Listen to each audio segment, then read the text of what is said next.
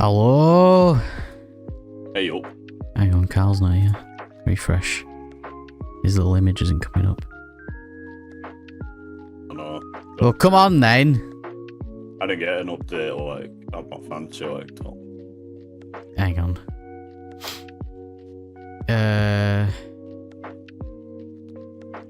Oh, is it? Right, hang on. Give me 1 sec. I'm gonna have to drop the call. I'll be back in a minute. 1 sec.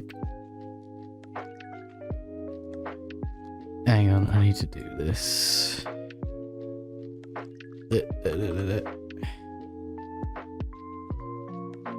No image for Carl. Yeah, I'm fixing it. I'm fixing it.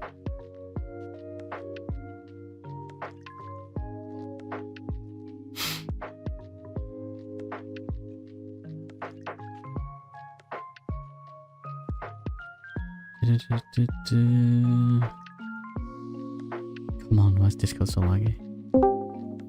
Right, it should work now. There we go. Okay, nice. Oh, hey up, Callum, how you doing, mate?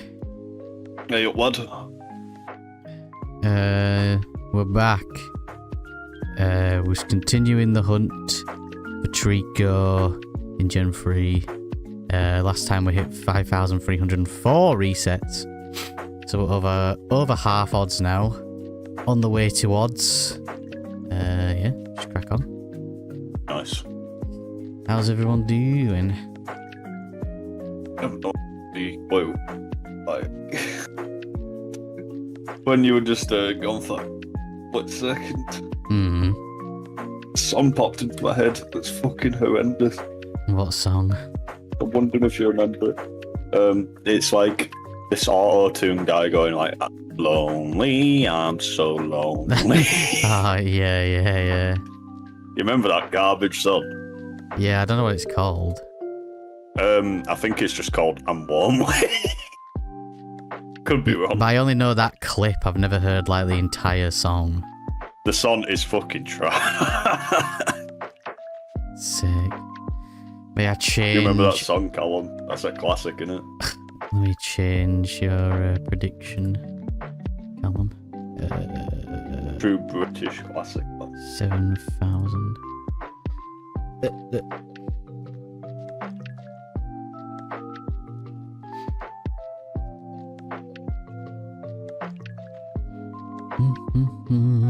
Also, GG's Callum on your shiny Squirtle in oh, reteam detached image.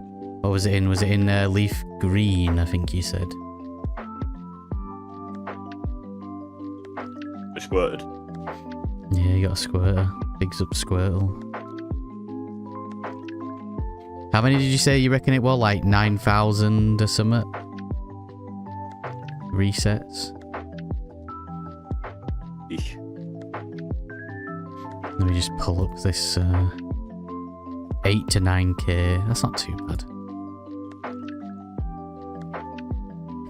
I'm kind of happy I got really lucky. I think my mate Chill, I think he's still going. I haven't seen him post that he's got it yet.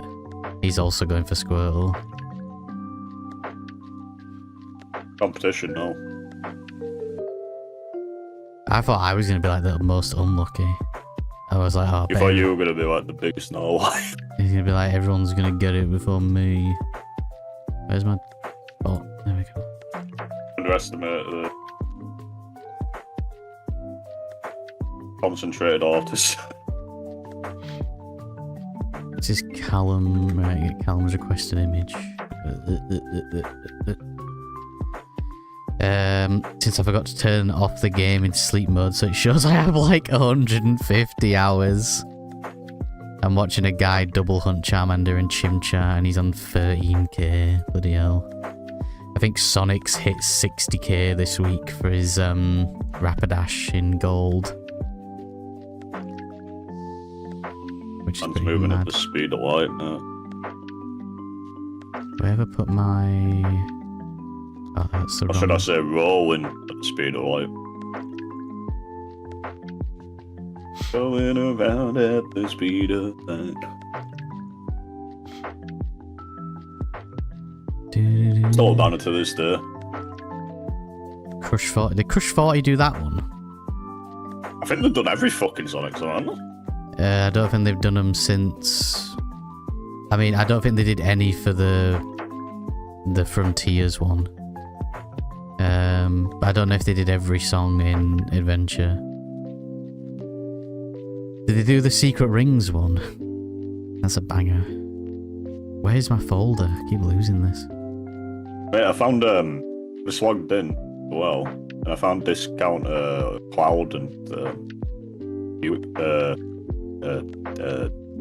hell's on it? The flower one. Aerith. Which we just spawned in this as well. Like, I don't think it's custom characters, I think it's just something. But the fucking Easter egg. Spawned in, but... This is Callum's requested image. It's Bulbasaur saying, "Let's get this place humid." It's a meme from Pokopia. It's like one of the quests. You have to make it like proper humid in one of the areas. There's been quite a few like random memes. I sent you a discount. For God's sake, I don't want... Hang on, it's my fucking PC's being thumped. What was that? Open that. Oh yeah, what the hell? Which we were spawned. That's funny. Are those like NPCs or are those players? NPCs, so don't have any like name tags. I'm at 1,224 encounters for Shiny Spearow. Is that in Leaf Green as well? Become a proper little full odds hunter, aren't you, Callum? I don't know what I'm just like making my way through the game at the minute. I don't know where I can't remember where I got to last time. I think I've done like the 4th gym. So I want to do Mewtwo, Deoxys, Porygon. Doing a shiny quest. Oh, nice. What type of quest? A badge quest. So like one before every badge or like a nostalgia themed quest. Or you just like catch him wherever you want, really. Badge quest. So Spearow's your current target. Have you got them all planned out, or are you just gonna wing them? Are you just gonna pick whenever you get to them?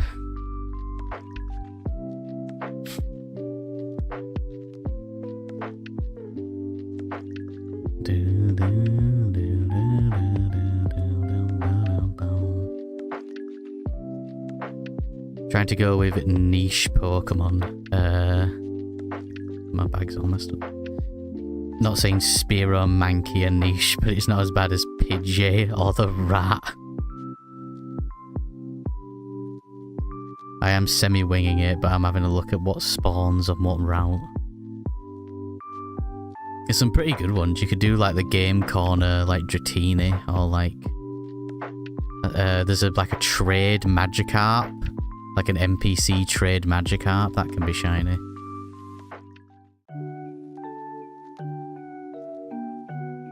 If you want some like weird ones.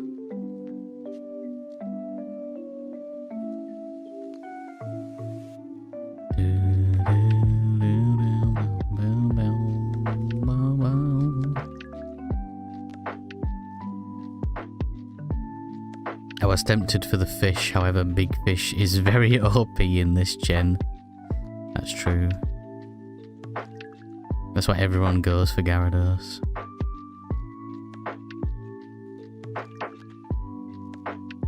Big. This fish is big, man. Big man fish.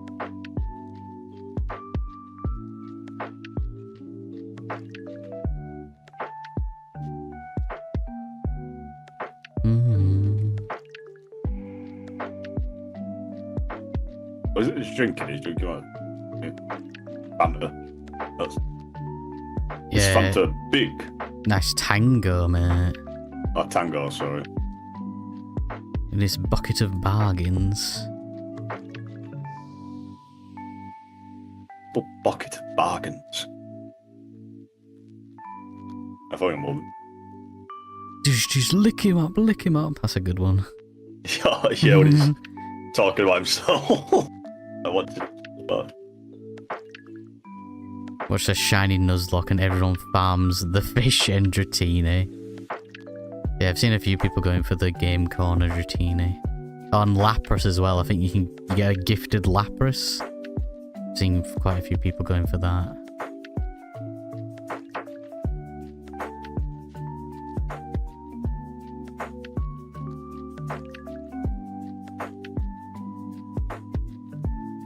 Who's this about Yusuf is like, I thought he's so eccentric, but he's like proper legit. Yeah, it's just how he is. He's like super fucking legit. He's good traded all his life for a box.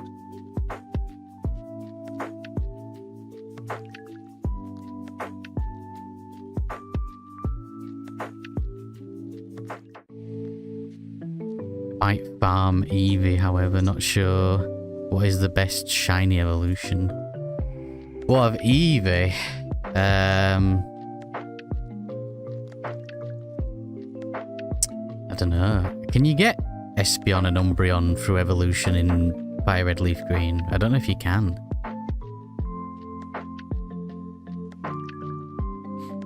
I guess if it's the originals, I guess like Jolteon. I quite like Jolteon. It's like puke green.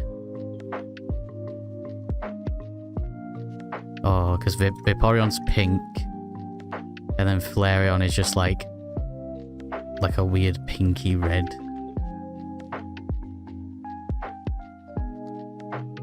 I don't know if you can get Umbreon and Espeon in Fire Red Leaf Green.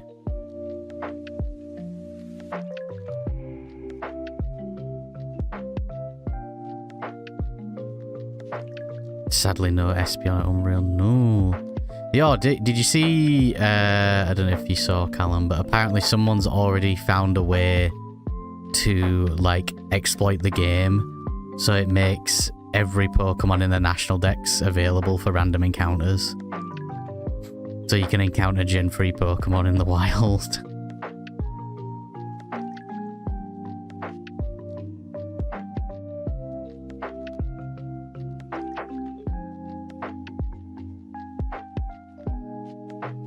Logically, I would have to go with Flare or Jolt. I'd go Jolteon. Yeah, I've seen some insane A stuff. Can Shiny Hunt a Mew? There's some sick stuff. People are already breaking the game, although to be fair, it was originally pretty broken when it came out. Break every game these days. That's what I do, mate, with Dark Souls. I mean, you've been doing that since it come out. Right. Yeah, but they patched all the best ones. Like the Dragon Head. Yeah, the Dragon Head, that was like an OG.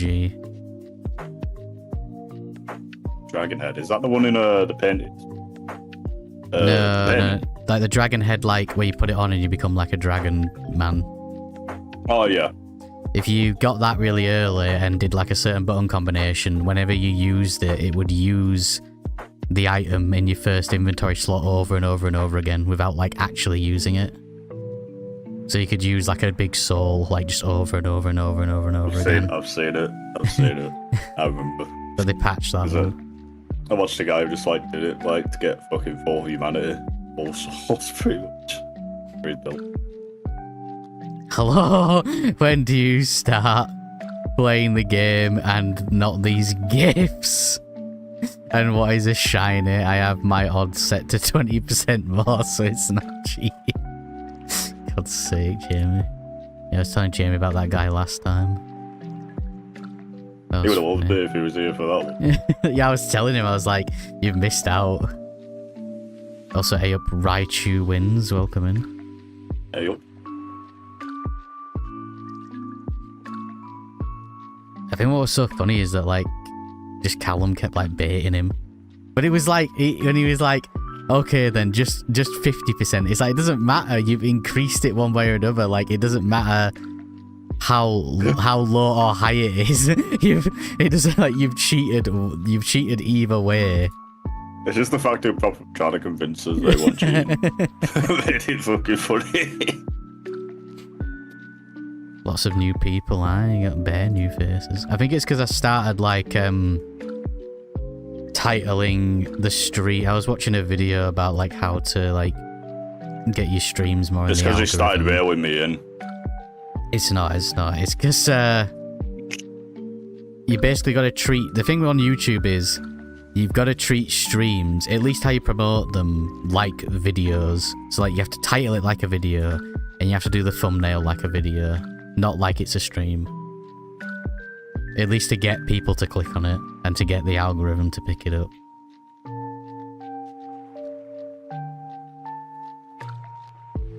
Carl Statwise would agree with you.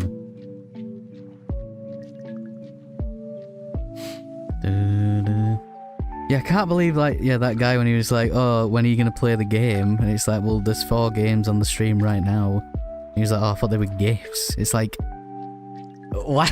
Why would you think that they were... I don't know.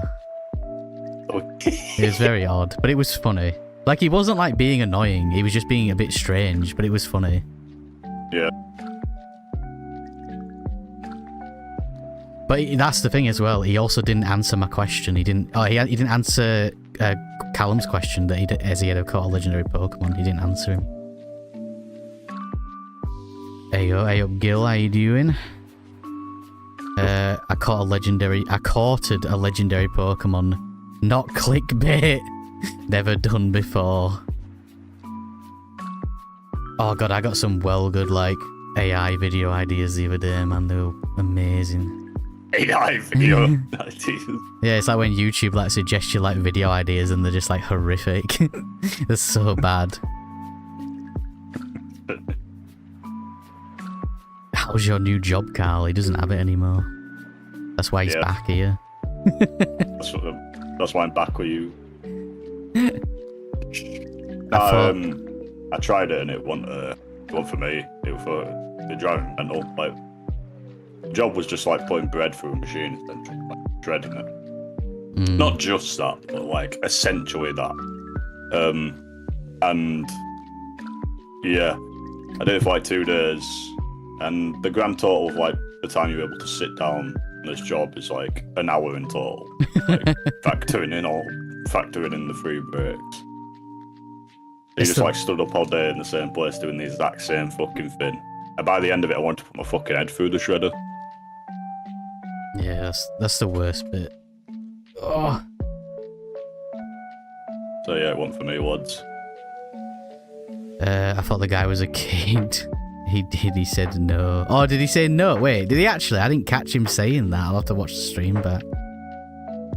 He's never caught a legendary Pokemon. Well, he doesn't belong here then.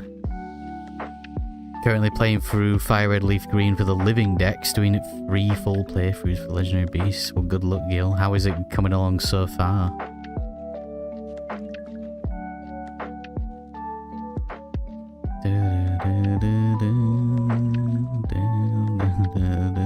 Yeah, when the guy, like... I mean, I'm not going to say his age, because I asked... The guy, like, said his age in the chat, and I was like... Probably shouldn't, like, put your age in the chat. And I, like, muted myself. I turned around to Adam and I was like, can you delete that message?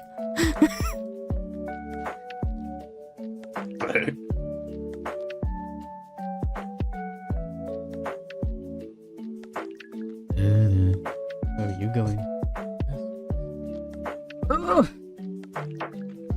Have you seen or heard of the Shiny Bot channel? It's trying to do the Living Dex Pokemon Emerald. Oh, yeah, I think so. I think I've seen a few things like that. But it's been going for like ages.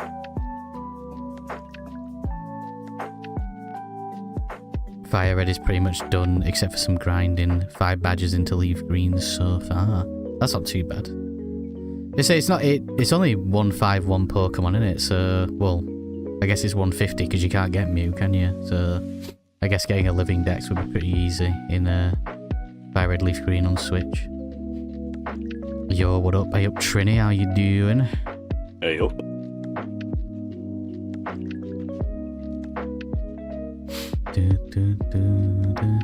It's been stuck in the Safari Zone for like a month. The other day I saw it bottle the shiny pincer. God's sake. The last one it needed. I'm gonna say, it'll probably get stuck there for ages, because, like, some of the harder spawns are obviously, like, so low, and then you've got to get it shiny, and then they also have, like, a way higher chance to run away.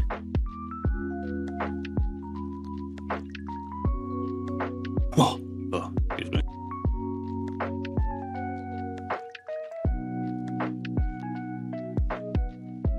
Going to catch all the available Pokemon too, because my ADHD has said so. Well, you've got to commit now, haven't you?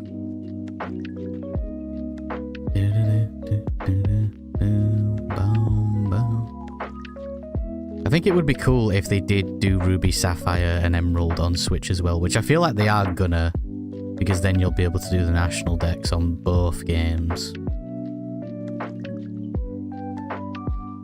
It would be dumb not to. Mental thing is Pinsir. Yeah, well, people had like data mined the Fire Red Leaf Green ones, and apparently they are like designed to communicate with Ruby and Sapphire on like some kind of other version of Ruby and Sapphire. So, I guess we'll just see.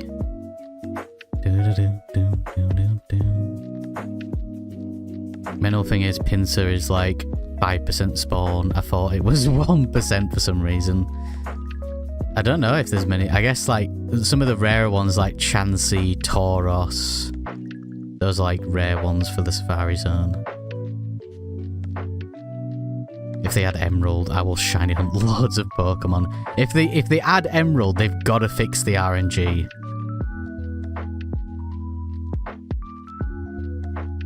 They can't just leave it.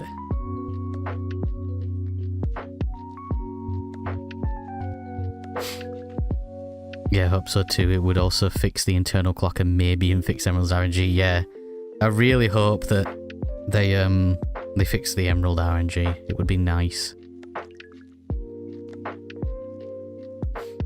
Because then it'd be cool as well if they added like all the event items, like the old C map, which never came out outside of Japan. Which, funnily enough, I'm doing a video about on Thursday. Well, it's not fully about the old C map, but I do talk about it in the video. Because I saw, oh god, yeah, I saw like a proper like Pokemon grifter short the other day, and it was like, these are some Pokemon games that got traded into my store. And he's like, let's look at the save files. And like one of them was like Emerald, English Emerald. And it had the old C map, and he was like, this is an old event item. And I was just like, yeah, that's like hacked because it never came to the West, so they wouldn't have that event item because it never came out for English games. Almost Big Mad who had Baby Raging. I low-key took resetting in the lab for granted. Now I have to run around for encounters. Yeah, but at least encounters are faster. That lab reset was a little bit long. I mean, to be fair, you were doing Squirtle, weren't you? So it wouldn't have been that bad. But like, I was doing Bulbasaur and Gary has to like walk all the way to the other end of the table. Whereas when you're doing Squirtle, he doesn't have to walk that far.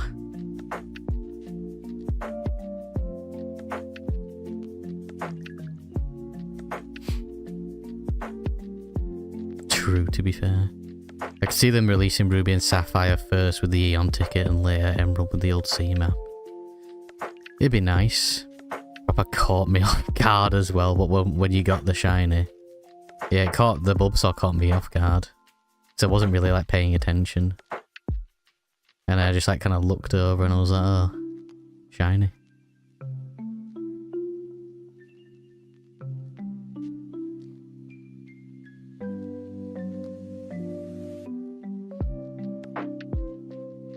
Thing is, night before, I took a mental reset, changed my trainer ID, because I spelled Gary with 2 R's. It started to bother me. God's sake. But maybe that trainer ID was what got you got you a better shiny for him, maybe. I mean, take a cartridge out, back in the day and blow into it. That's him. It does work, though. I still do it. It doesn't. You would just do the same thing if you just put it back in while playing. No, it's because like the little bits of spit help conduct the contacts better, but they do also accelerate corrosion.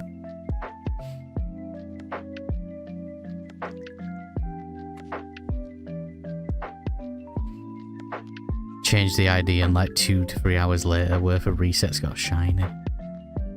That's probably what it could have been then. You could have got a better like shiny frame with your ID. Because it's something to do with like, I don't know exactly how it works, but it's something to do with like, so you have 2 IDs, you have your trainer ID and then you have your secret ID, and there's no way without third-party tools to check your secret ID in-game. And it's something to do with the distance between those 2 numbers is like, can give you like better shiny odds. Like sort of. It can like give you more shiny frames essentially to try and hit. It's really weird. Even I don't like really understand it. I relate so much to stuff like that bothering you. Well, the fact that like, well, like the Pokemon grifter guy, yeah. I think it's just more annoying because it's like they act like they know anything about the hobby and they don't. H.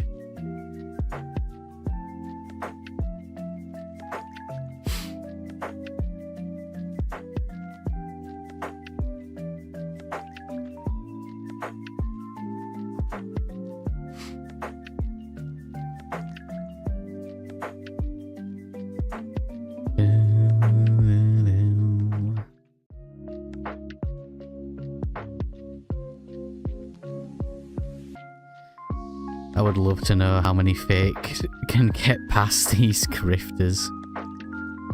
They probably know how to spot fake carts. If you open them up, it's very easy to tell. But if you're just looking from the outside, it can be a bit difficult.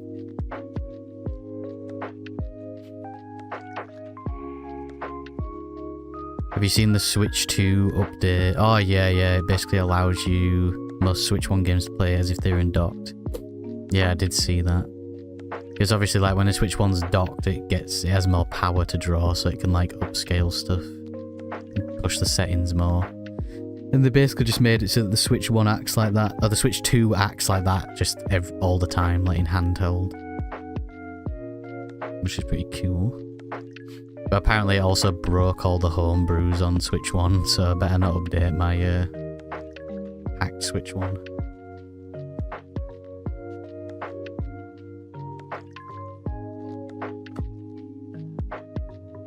Considering fakes look so good nowadays.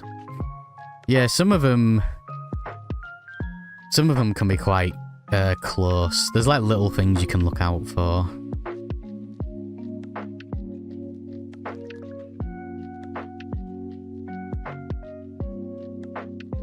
I meant the spelling thing. Oh, the spelling thing. But what you said too, I stopped watching videos when they get too much wrong. Really nice update to be honest. Arceus and Sword and Shield looks much better. I might have to check them out. Because obviously, it's going to be like... Because what's the Switch 2 screen? 1080p. So it's 1080p, but it's like a small screen, so it'll be like quite sharp, won't it?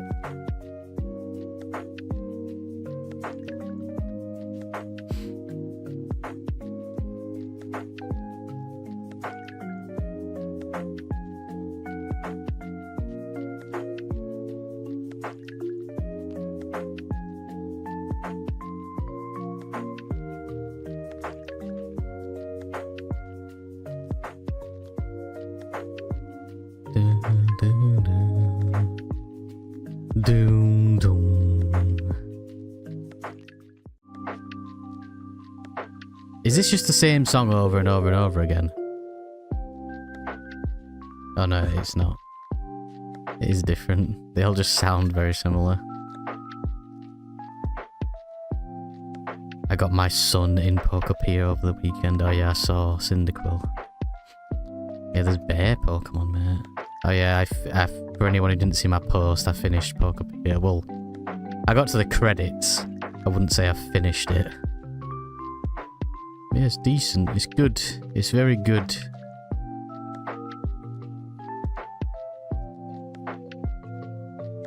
Like the last like thing you have to do is a little bit of a grind. But it's not like terrible.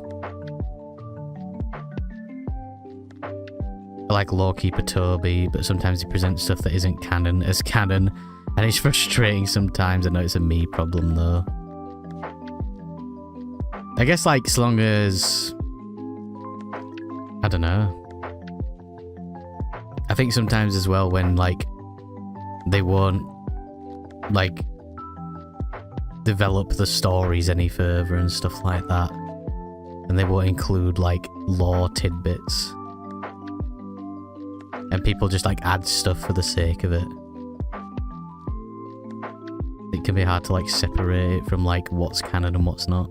Like there's loads of like random fan stuff that's just become canon now. Like the Cricketoon meme. That became canon. Shiny Pokemon, that's canon now. They never used to be called shinies. They never had a name.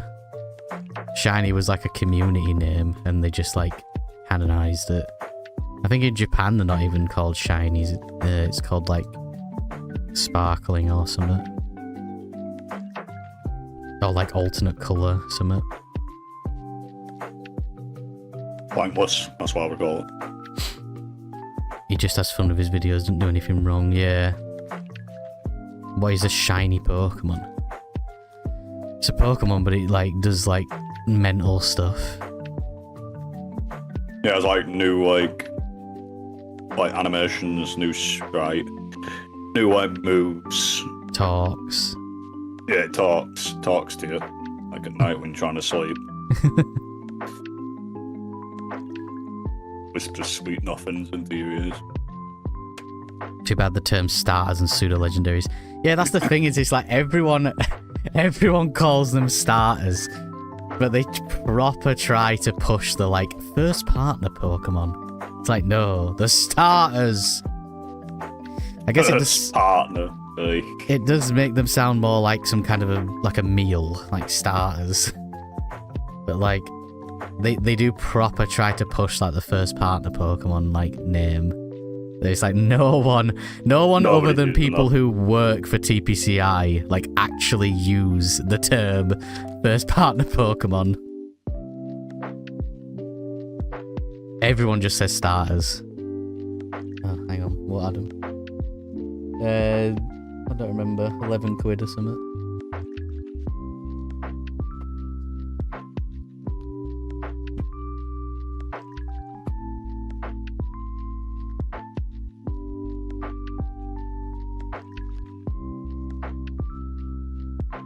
I watched 4 hours of useless, obscure Pokemon information. It was pretty cool. I need to finish it. I think I've seen a couple of those like videos pop up. There was like a thing going on Twitter once where it was like repost with like your most pointless Pokemon like lore or like tidbit. There's some proper like random stuff.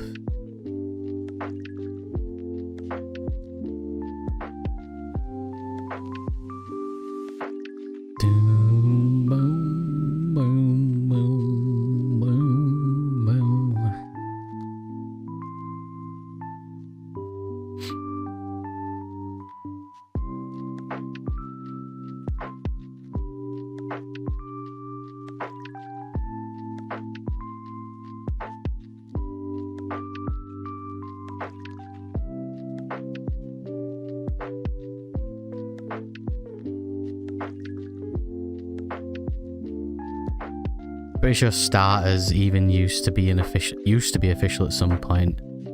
I don't remember where, but not too long ago I read starters in an official book or something similar. I guess especially with like the guides, like the Prima guides that they used to do. I guess they were like officially licensed, but they were probably written by like people who didn't work for TPCI. So I guess they could kind of use whatever terms they wanted, and it would probably get approved. Yeah, they proper tried to push, like, first partner Pokemon. That's the funniest one to me.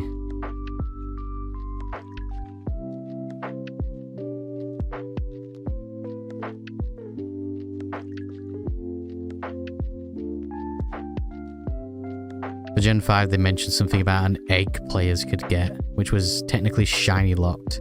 But if you traded it to someone else, it had a chance to be shiny. Oh yeah, Manaphy's like that, kind of. Like when you... So like you get the Manaphy egg from Pokemon Ranger and transfer it to a Gen 4 game. It'll never be shiny on the game it's first sent to, but if you trade it and hatch it on the other game, it could be shiny. What egg was that, Callum? It was for a Toys R Us event. It does sound like something that would be, that would happen. I don't know what it was, though.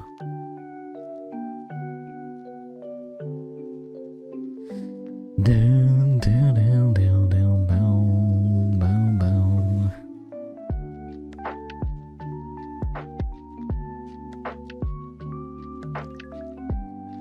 It wasn't a legendary, it was 3 random Pokemon who had a unique move. Interesting. Yeah, the Pidove, Axew, and Grass Monkey. I forgot the English name of the Grass Monkey. Pansage? What's it called? Adam will know. What's the little Grass Monkey from Gen 5? Yeah, Pansage. So it was those 3. So the egg could be any one of those 3, I'm guessing. Yeah, Gil is correct. Pansage, Pampor, Pansear.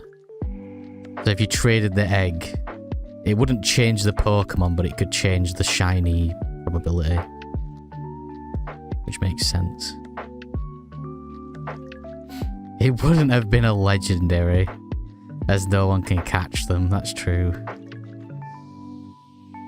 I mean, you can't even catch them in Pokopia, mate. Actually, no, you can, to be fair. But, well, you don't catch them, but you can get them in your environment. First time through.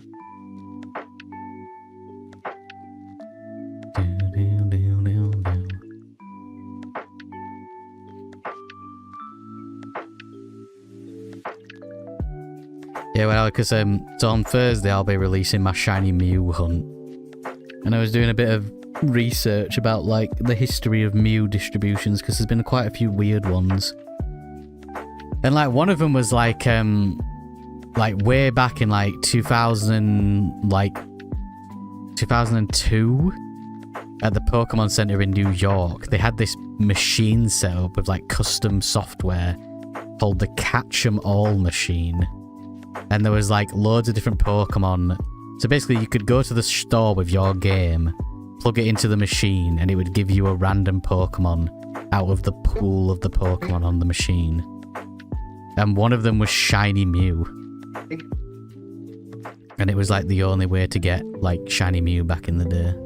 It was like a 0.5% chance, which is actually like pretty good odds. And someone managed to like find a dump of the software of the machine and like get it running in like a virtual machine, which is pretty cool. Ginger Ninja has a video about the egg hunt on his channel. I have to check it out. Sounds like an interesting one. I haven't done much hunting in Gen 5. I think like we're all drawn to like the gens that we kind of have the nostalgia for, and I don't really have a lot of nostalgia for Gen 5, sadly. I've done one hunt in Gen 5, and it was the Victini lock removal.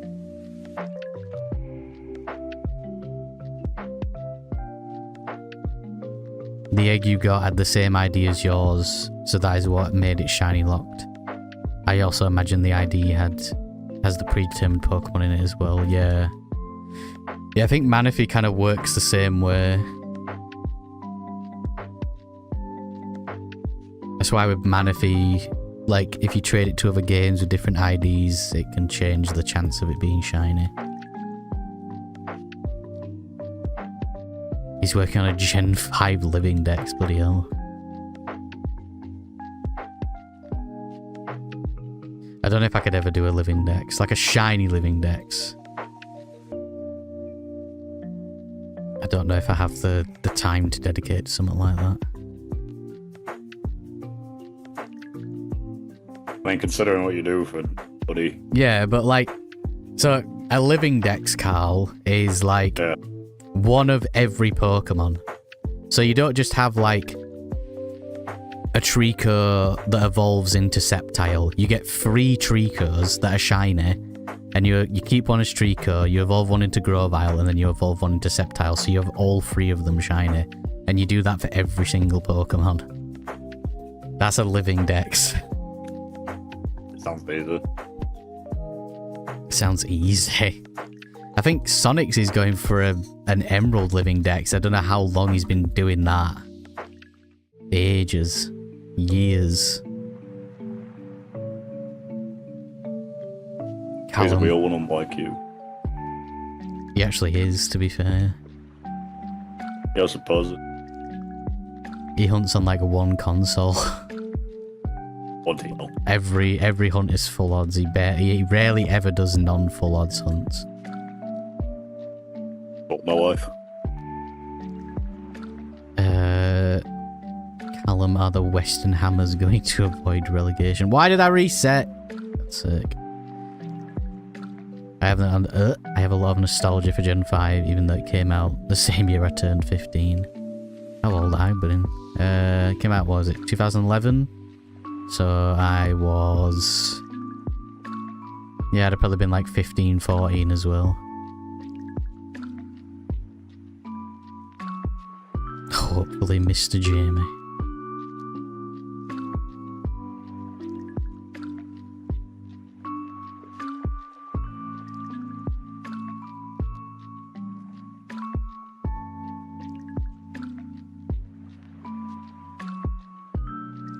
Gen 5 had the best VGC. When did the VGC start? You say I'm not clued up on like VGC stuff like at all.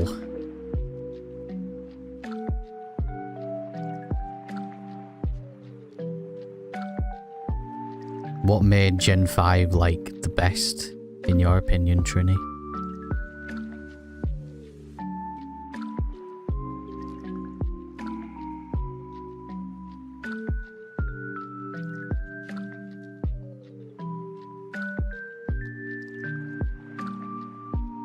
I think 2009 was the first Worlds. Not sure though. Hey Google. When was the first Pokemon Worlds tournament? VGC started in Gen 4. Yeah, probably would have been around that time. The first Pokemon World Championship took place in 2004 in Orlando, Florida, but it was exclusively for the TCG. The first VGC was 2008. How much for a Pokemon Masters Arena stream? What Pokemon Masters EX? I barely play it and like all my teams are terrible. And I don't know how I would stream it because I would have to capture it through my phone.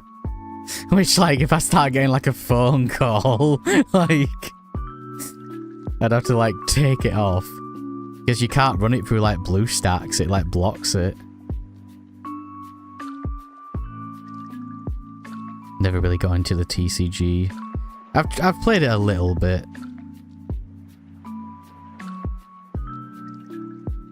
Close enough. No. Google Pokemon Masters Arena. It was a PC game.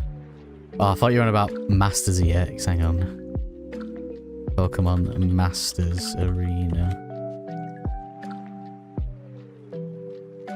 Oh god, what is this? What is this? Is this some like free-to-play like web browser game? Is this like Adventure Quest? Oh mate. Adventure Quest recently had an update. Like they're going off Flash. They're moving off of Flash. I thought Flash was like unsupported like 10 years ago. It was, but they built like their own in-house like engine thing. Right. Because like basically all like assets are like Flash. Oh my god, Callum. This game has its own abandonware page. Pokemon Masters is a strategy game. What is this? I remember getting this. Oh, it was a physical game. I remember buying this at Circuit City. What is this? It's like a quiz game. Yeah, I remember like with the Digimon movie on VHS, you got like a little disc with like some games on it, and I remember it very distinctly because the disc was square. And there was like this sick like Temple Run style game. Yes. Temple Run. I played Adventure Quest the other month since it's on Steam, and it's funny. I'd say it's funny, the stuff in it. I'd like played it a few times when I was a kid, when I like played like RuneScape and stuff, like played Adventure Quest, but I never like got into it properly. I mean, the guy who makes it is like mental. He's mental. Well, like, you know, Josh Drive Hayes. Yeah. He was talking about it, and apparently, like someone went to like his like wedding, and beforehand, he was like in his living room like drinking, and he just had like he hired people like fucking ninjas, like people to dress up as ninjas and do like weird shit in his house beforehand. And like the fucking wedding was like themed. All this, like, they're all dressed up like, you know, like the characters in the game. Because they have all like avatars in the game. And at his wedding, they're all like dressed up like that. Like it's fucking themed after what you call it, Adventure Quest. Just like a really odd guy. Bears.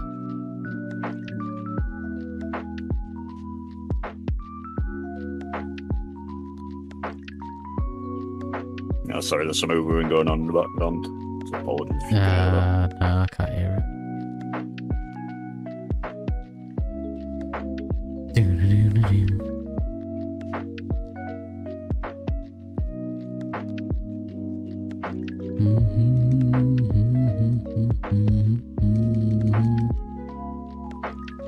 Is it 2 copies that are emulated on the left? They're all emulated. But it's like... It's the same... So it's 4 different save files. But it's like... The 2 rubies are the same dump, and the 2 sapphires are the same dump. But they're all GIFs. But it's 4 different save files, yeah, they're all GIFs, yeah.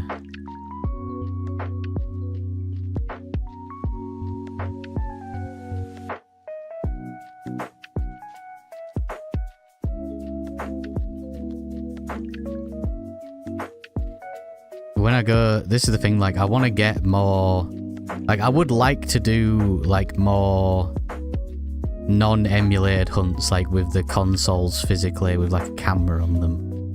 But Game Boy SPs are expensive, for no reason.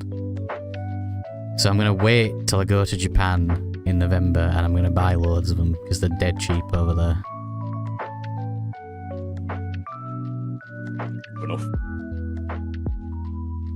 Full bag of stuff again. I mean, I haven't seen the Treecko shine, so who's to say it isn't? What do you mean? What do you mean?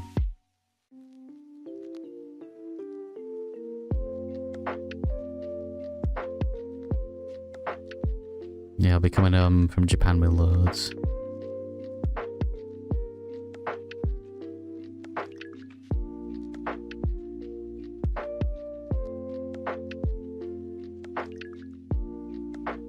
You'd be running 4 GIFs and I wouldn't know. Yeah, it's definitely 4 GIFs when I can, like, completely independently control them all.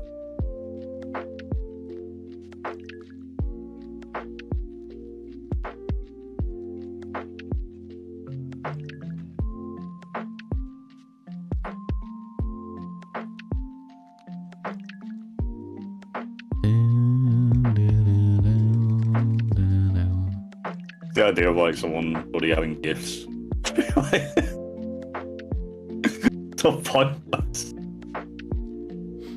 Did I get the worst nature for a shiny Squirtle then? Yes. What did you say it was? Was it Jolly? I don't even know what Jolly does. I don't know like anything about that kind of stuff, like what natures are good for what and stuff. I know adamant's meant to be quite bad as well. A squirrel, my mate Chill keeps saying.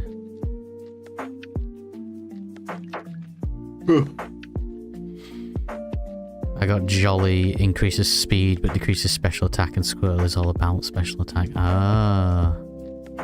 Bears.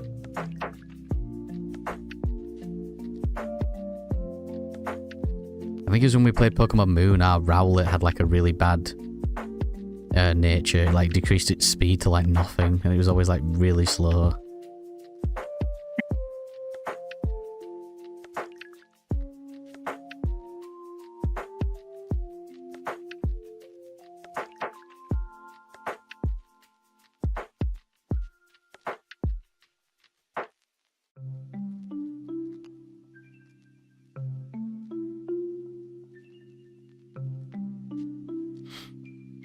Was it in Gen 5 where they added multiple abilities for Pokemon?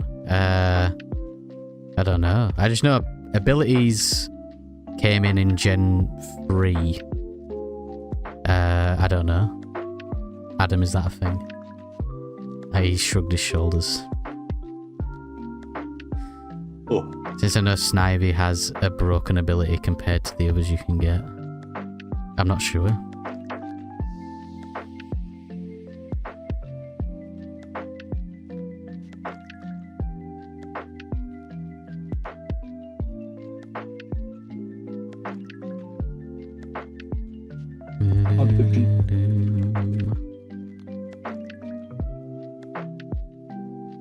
You mean hidden abilities? Maybe, yeah. Might be hidden abilities, Callum. Snivy's hidden ability makes any move that decreases your stat after increases them instead. Sick. You meant hidden abilities. Ah, I thought you meant like it got like more than one ability. Yeah, those came out in Gen 5. Contrary is essential for competitive battling and making superior a beast, as it turns negative stat effects from moves like Leaf Storm into massive stat increases. You can get overgrowth for Snivy as well.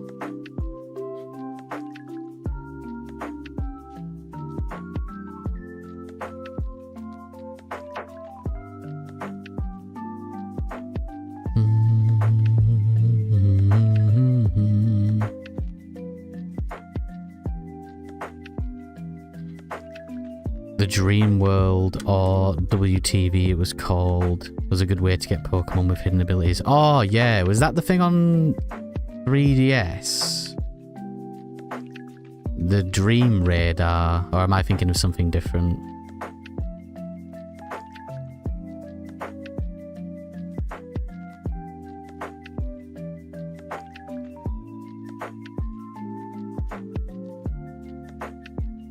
Or is that something in Gen 5? I say I'm not like super familiar with Gen 5.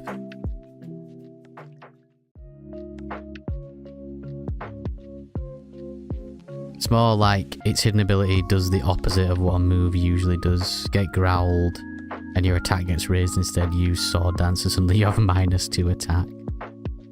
It's part of the Gen 5 games, but I vaguely remember the feature. Yeah, I don't really know much about Gen 5 stuff. I know there's like a ton of like random little stuff you can do, like there's all the medals and stuff. I know people do like the Fun Fest meetups and that, at like worlds and stuff.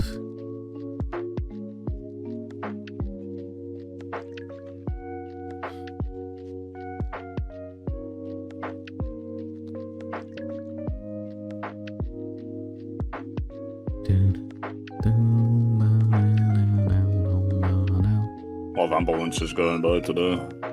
Wee woo. Wee woo. Wee woo, wee woo.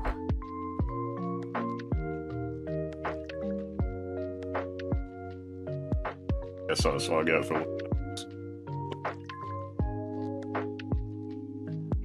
one of the shittest in the country, mind you.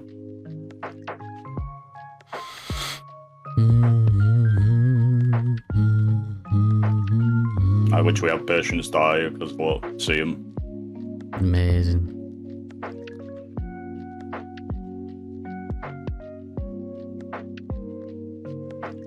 Hello, Mark Hager.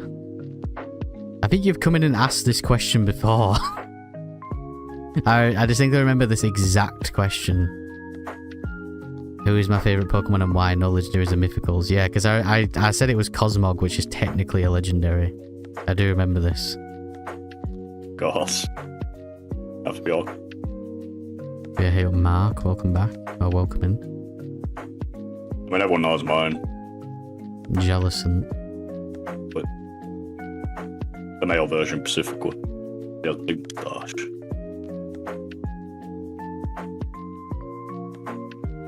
I think legendaries and mythicals are valid favourites. I like quite a lot of mythicals. I like Jirachi, Manaphy, Mew. I swear to God this is the same song over and over again. I genuinely can't tell. Hang on, I'm just going to put on Callum's favourite playlist. It seems to just always be the one that's best. Give me one sec. It is. Yeah, I swear to God it is. Infernape is my favourite. Infernape's sick. Gen 3 music. Second favourite Pokemon is Terrapagos. Haxorus is my mascot. Terrapagos is sick. Big world turtle. Crystal world turtle. Right, that should be good. Oh, my legs! Yeah, the new Pokemon. Wind and Waves, was it? Yeah, Winds and Waves, yeah. Yeah. I'm excited to see Jellicent big version. Yeah, I don't think he's been in a game since Sword and Shield. I don't think he's in Scarlet and Violet. No. I don't think so. Hey Google. So he's only appeared in like 2 games. What was the last game that Jellicent was in on Pokemon games? Was it Sword and Shield? Yeah, I'm pretty sure he was in Sword and Shield, but I don't think he's been in anything since then. There's no official Pokemon named Gelatin. That's not what I said. Jellicent, a jellyfish-like Pokemon, was indeed in Pokemon Sword and Shield, which was its last major appearance.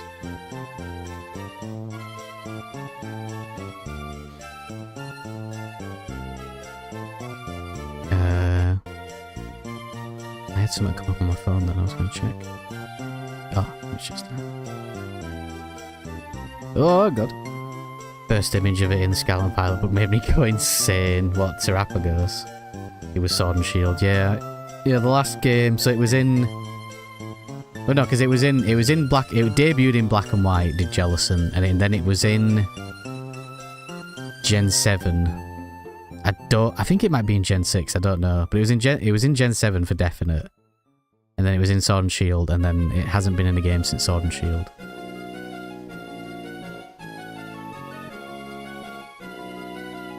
Yeah, because I think someone commented on like the short that I did for like us reacting to Wind and Waves, and someone was like, I can't believe I've just watched someone get more hype for Jellicent than they did for the new starters.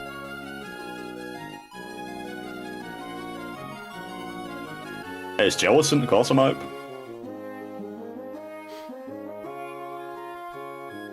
Venonat and Venomoth haven't appeared in any regional Pokédex since Johto.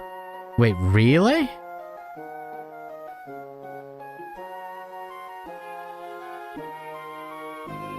I'm trying to think. Nah, there's no way. No, I swear to God Venonat's in Scarlet and Violet, or am I insane? Fact checked by True Pokemon Patriots. Wasn't Venonat in the trailer for Winds and Waves? They're in Scarlet and Violet. Yeah, I swear to God they're in Scarlet and Violet.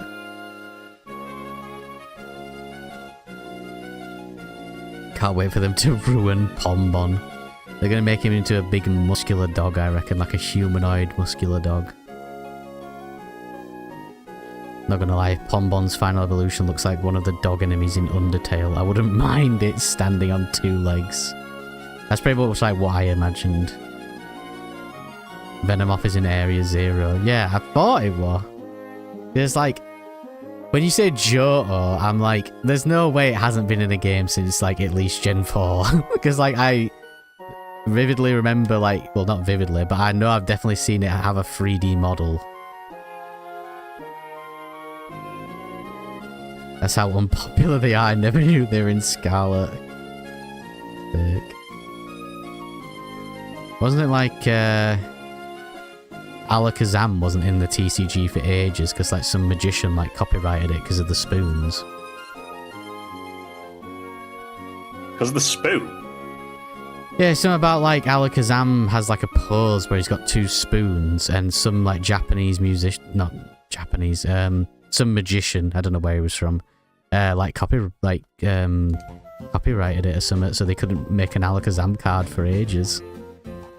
So, something like that. It was Kadabra. That's dumb as hell. Yeah, it was something like that. I don't know like the full details, but yeah, it was something along those lines. Oh, it's Miles Davis. Hey, Miles Davis, welcome back, welcome in. Good luck on the hunt. Going for Abra in Leaf Green Game Corn today. Well, good luck. Good luck on your hunt. How many, gonna start up today, or are you just starting it today? I was gonna ask how many resets you're on. Yeah, I was thinking I'm probably gonna be going for Porygon in the game center at some point in Fire Red, so I'll have to get gambling. Abra evolved into Alakazam immediately. The magician you mean is Uri Geller, I think he was called. Yeah, it was something about like... I'll have to look it up. Hey Google, what was the reason Kadabra couldn't be in the Pokemon TCG for years?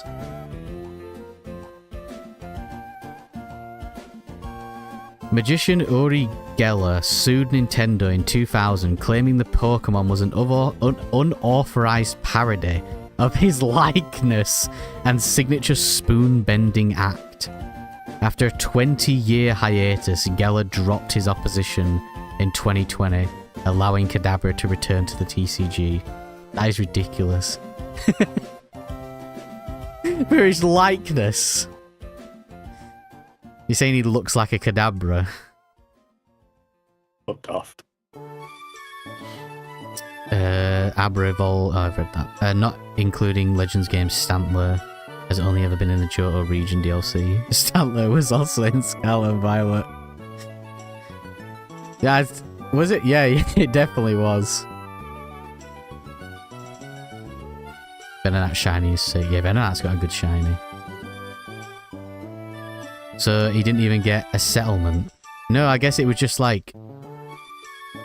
I guess it was just something that was going on for so long. And then he dropped his opposition for it. I don't know if it... Did he... I don't know. Hey Google.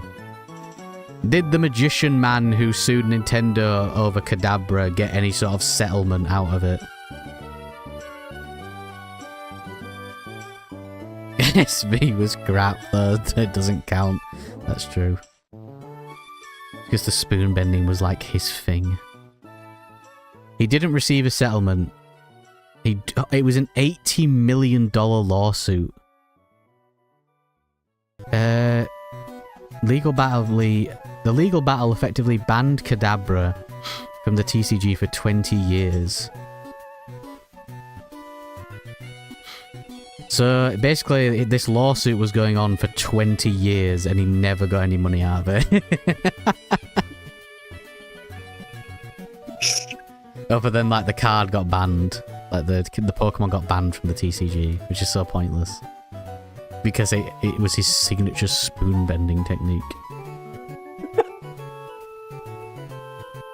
It's daft. Well, he better sue Dragon Maid, because there's a scene in Dragon Maid where they do that. It's like the Toru and Kana are watching it on telly, and they're like, "Oh my god, it's magic!"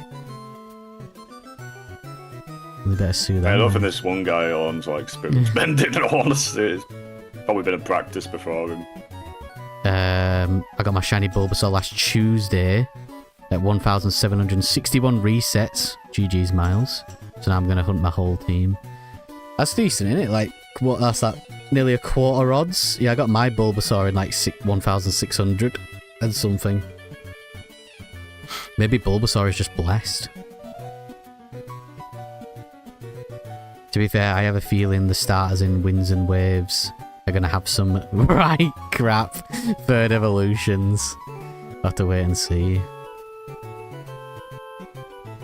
Scarlet Violet in terms of looks was bad in terms of looks, but all the rest was pretty solid. I think the biggest, I've spoken about this before, the biggest thing with me with Scarlet and Violet is just like, it just feels like so empty. Oh yeah, the story's decent. And like the DLC's definitely, it definitely fixed a lot of the problems, but like, for me, the towns are just so like, bland and unmemorable. And the world just as a whole just is a bit boring to explore. But I think Kitakami, the Kitakami DLC is a lot better. And that's what the main game should have been like.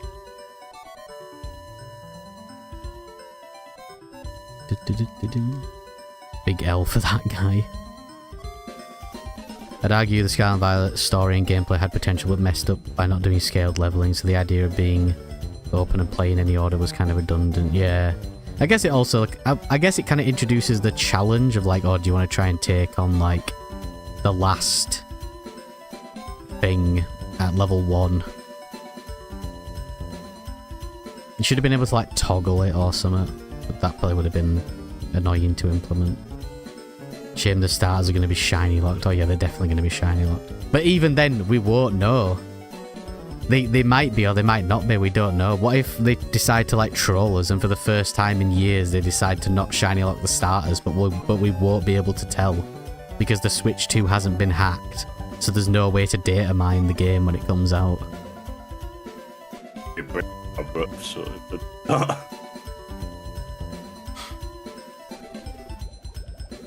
I really dislike they keep shiny locking starters. Yeah, they started doing it in Sword and Shield. They've been doing it ever since. Well, I guess BDSP, they're not shiny locked, but that wasn't made by Game Freak. And I guess Fire Red Leaf Green, but those are just ports.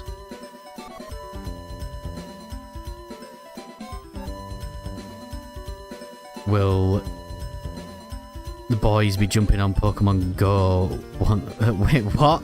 Will you boys be jumping on Pokemon Go once Winds and Waves drops? Why? Wait, what do you mean? Why would we be jumping on Pokemon Go?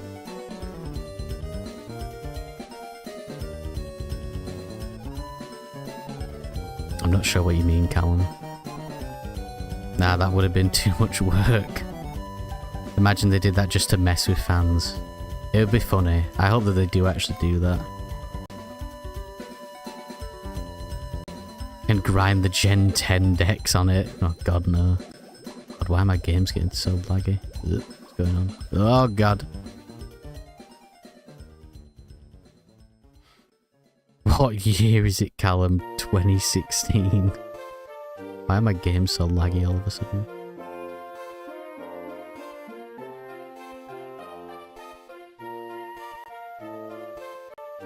Oh, hang on, my is it my OBS? Oh god, hang on. Something's... My computer's freaking out.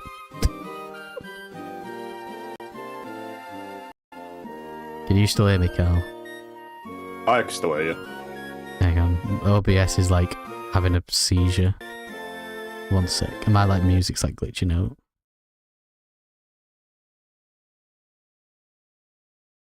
Like the little guys at the bottom are like freaking out. That's odd. Let me just close. Oh, actually, no, I don't want to close that, do I? Yeah, OBS is like having a seizure. Not sure what's going on. My CPU usage is like spiked. One sec.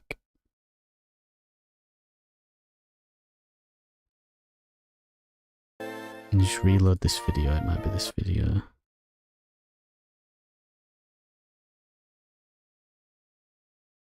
One sec, peeps. Technical difficulties. How does the stream look and sound for people? Does it look like stuttery and laggy? Because on my end, it looks stuttery. Like, especially the little, like, Pokemon at the bottom are, like, really slow. They shouldn't be like that. It might just be for me. I'm not sure what's causing it. CPU's, like... My CPU usage is, like, climbing. What is happening? Here, isn't it? Yeah, my CPU's at, like, 60% usage. Which it shouldn't be. For just running OBS.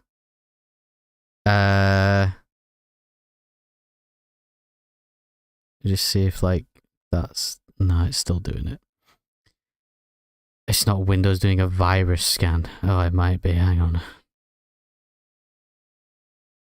Give me one sec, people. Windows Defender.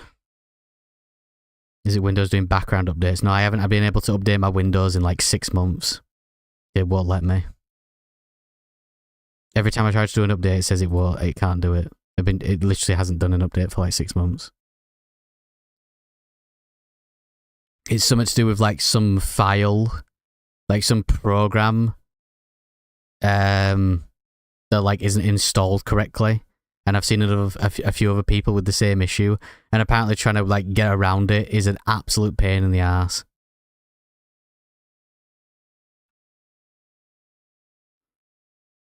Virus. Every time my Windows tries to update, I just force it not to. Because every time it updates, it just gets worse, it seems. Windows update. Let's see if it's like trying to do anything. Oh god, it's so slow. You see, it doesn't usually do this. Can I pause? Right, pause that. Extend. Extend. Extend.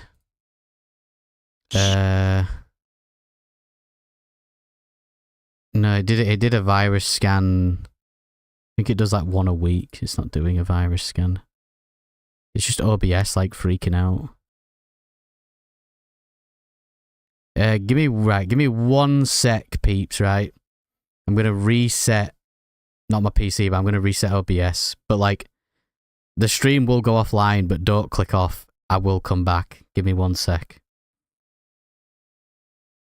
BRB. Right. We should be back. Yeah. Refresh. Oh my god, my CPU is going mental. I can just hear it whirring away. Can I grab this, please, Leo?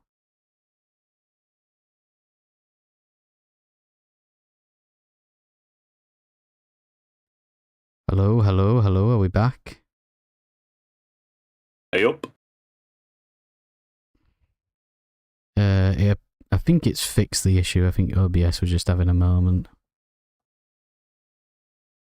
I need to get all this set up again now. Hello, hey up, Callum. I will catch up on chat in a minute, don't worry. Just like I noticed like my games were like proper lagging and didn't really know why. Let's get some music back on. I should probably just like download these playlists and then it saves me like having to run them through YouTube. Right, that's fine. Right, let me catch up. Where was I? I regret not going back to Pokemon Go when Gen 3 dropped. Before the Abra hunt starts though, I'm going to use Ace to duplicate some items. How easy is it to like execute the Ace method in by Red Leaf Green Miles? Blue screen in 4, 3, 2, 1. When is Pokemon 2 releasing? Soon, hopefully. Pokemon Go hype annoyed me because people had made fun of me for liking Pokemon played it. Yeah, all the normies love Pokemon Go. Slightly kind of stuttering. Pokemon. Need to win some TCG tourneys and buy yourself a NASA PC. YouTube loves memory leaks, it's insane. Yeah, YouTube's always like really laggy for me. It seems fine now. I think it was just OBS being weird. Oh, I need to get my my encounter number thing's gonna be broken now, isn't it?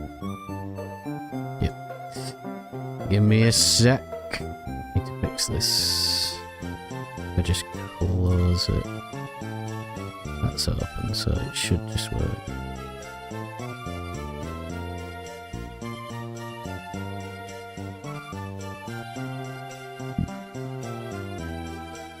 Yeah, it's like, I always mention this to people on, like, my mates' streams, like, in Deus Ex, Human Revolution, like, the original, like, 1.0 version on Xbox, there was a vase in, like, the first, like, in the Sarif HQ, in, like, the first area, that, like, if you stared at it, like, it had, like, there's something wrong with, like, the model, and it caused, like, a memory leak. And it would, like, cause your console to crash. It would make your fans, like, ramp up. And, it would cause your console to crash sometimes. Just this, like... There's a similar thing in, what you call it? FF14, like the original. Oh, yeah. I think I might know what you mean. Like, it was, like, a vase with, like, flowers in it. And they put it, like, everywhere. And they're, like... The texture size for it was wrong in the files. So just like, you would go into like the hub and the game would just like, there's like a 8% chance it would crash.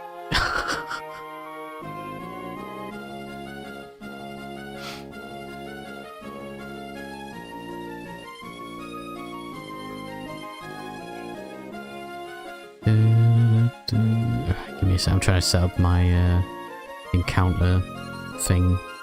It always bugs out.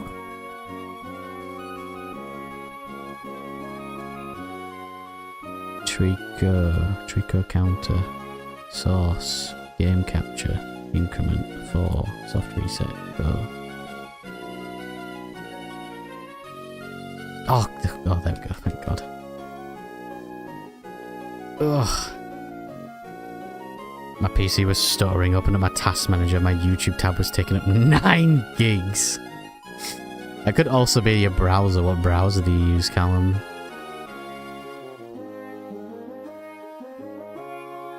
Do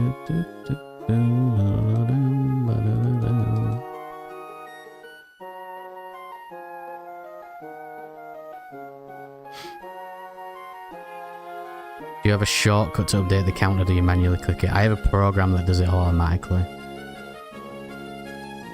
But it's a pain to set up.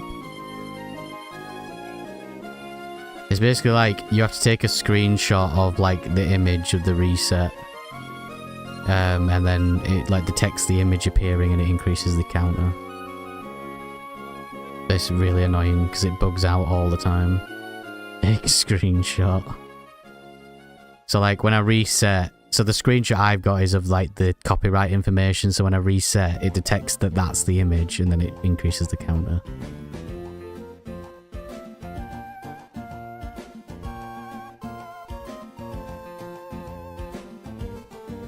I use Firefox, but I've seen others complain about YouTube. It only ever happens on YouTube. Yeah, I've noticed it's been like really laggy like the past few years.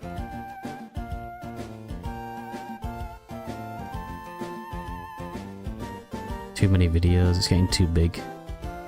I need to delete some. How many like millions of terabytes do you think of like videos are on YouTube? Don't even hazard to guess, really. You reckon they delete some every now and then? You reckon they run CC cleaner and like get rid of some? Oh. That's why you get video takedowns. Hey Google. How much video content is there on YouTube in gigabytes estimate?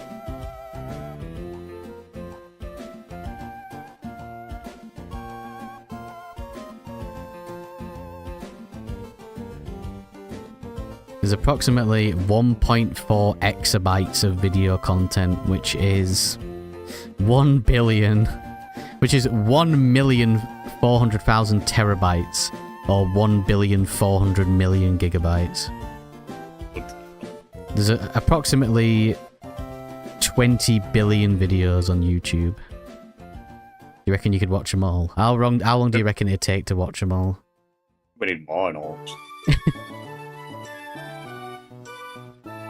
I mean, you couldn't watch them all. I reckon you could get through them in like a week, like if you just binged them. At least a day. Yeah, I reckon like a day and a half, maybe.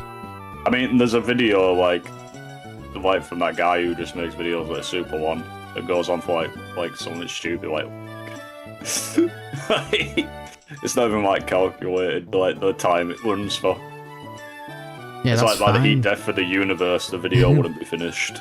No, you start with that one first. Because then that's the worst one out of the way. Oh, that's pretty cool. One thing that's in common, regardless of browsers, that we all use adblock. It's true. Yeah, but I don't use adblock on YouTube. I've got the premium. Yeah, I've got the premium as well. You get like YouTube music and stuff with it. It's actually like not bad. And we've got the family one, so we all only pay like a £5 a month. Oh, the only reason I have mine is because on me tablet, when I watch stuff on there that adblock didn't work, it like slowed down like everything. So that's why I got it. So I can watch stuff on that. Pretty much. How many hours would it take to watch all of my videos? Probably not that long. Probably like 2 days, 3 days. I don't really have that many like super long videos. Probably like 5. Not that much content. Why? Are we just saying videos, or are we counting streams as well? It'd be longer if it was streams. Yeah. A lot longer. This is a lot of streams, and they're all at least 3 hours. At least. Callum, have you played the new Resi? There's a channel dedicated to Chris Chan, which has... Oh, yeah, I know what you mean. Yeah, he does, like, the documentary series. The Buddy Deep Dive guy on Christian. I have not yet, Aaron. It's pretty lit, very fun. Gonna wait for a summer sale. Doing the obligatory New Game Plus with infinite ammo. You get in the plat, of course, it's fairly easy. Also want to hold out because it's gonna get DLC. Not including streams, okay. Well, I mean, I could literally just work it out. Adam's walking past me again. Come on! Ooh.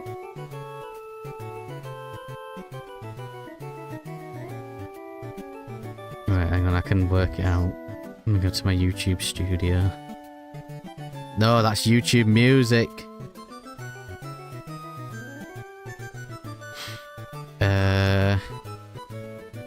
Content.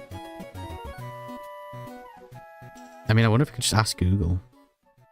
Hey Google! How many hours of content does my YouTube channel have?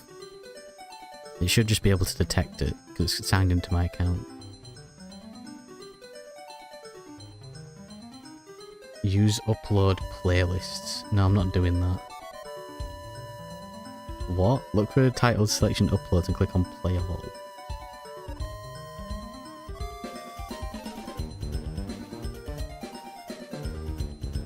Since when I was a kid...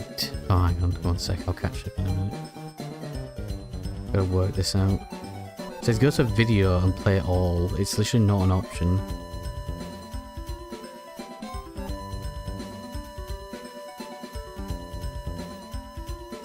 There's too many, Callum. I'm too lazy for this.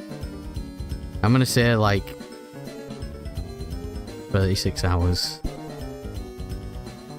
I'm gonna say 2-1. When did shiny hunting first take off?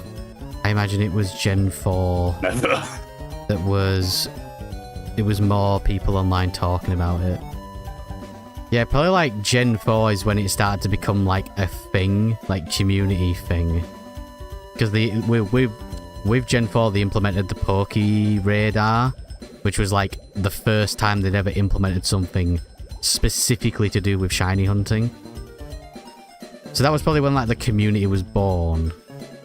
But yeah, like Gen 6, Gen 7 was when it like proper took off. And then with like ZA, where it's like dead easy to hunt, it's like gone crazy.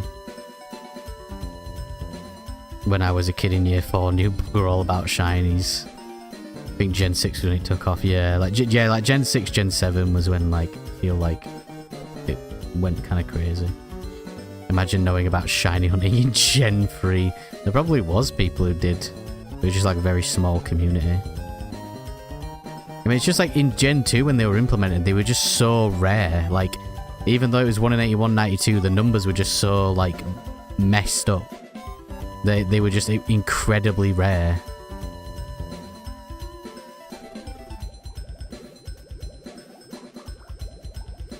That's why in Crystal they added the odd egg to kind of showcase them, that they were a thing. I mean, I guess you also had the red Gyarados as well, but to showcase like the hunting style. Oh yeah, and in Gen 4 as well they added like the Masuda method. Not officially named that, but that was a thing in Gen 4. Though people knowing about shinies very dedicated in Gen 4, Supreme Arcade 9s comes to mind, yeah. Yeah, like I say, like Gen 4 was like when they first implemented features specifically to get shinies easier. Then they introduced Masuda method and Poke Radar, which I still don't understand how to use the Poke Radar. Just to get trolled by RNG being broken.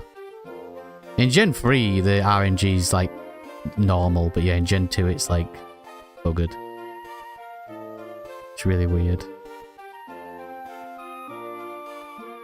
So stuffy in this room. Can't breathe. Feel like I'm in space. You feel like you're in space. Yeah. Like John there. Yeah, John's up there. Emerald is pretty broken. Well, the thing with Emerald is, so like on these games, right? When you boot into the game, it boots into a new seed, which in turn has different RNG. So each 4 of these games has different RNG based on like multiple factors, like your ID number and such. And those will create various shiny frames, and some of those shiny frames can be early and some of them can be late. Emerald starts on seed 0 every single time. Every single copy of Emerald starts on seed 0. So like, if you're like soft resetting and mashing through, you'll end up getting the exact same like RNG clone of a Pokemon like over and over and over again. So yeah, like the RNG in Emerald is like a bit buggered. Poke Radar's not too difficult. Yeah, I just like don't really understand it. I know it's something to do with like your steps. I haven't taken the time to like fully like research it, but it just seemed when people try to explain it, when I've watched videos explaining it, I'm like, this doesn't make any sense to me.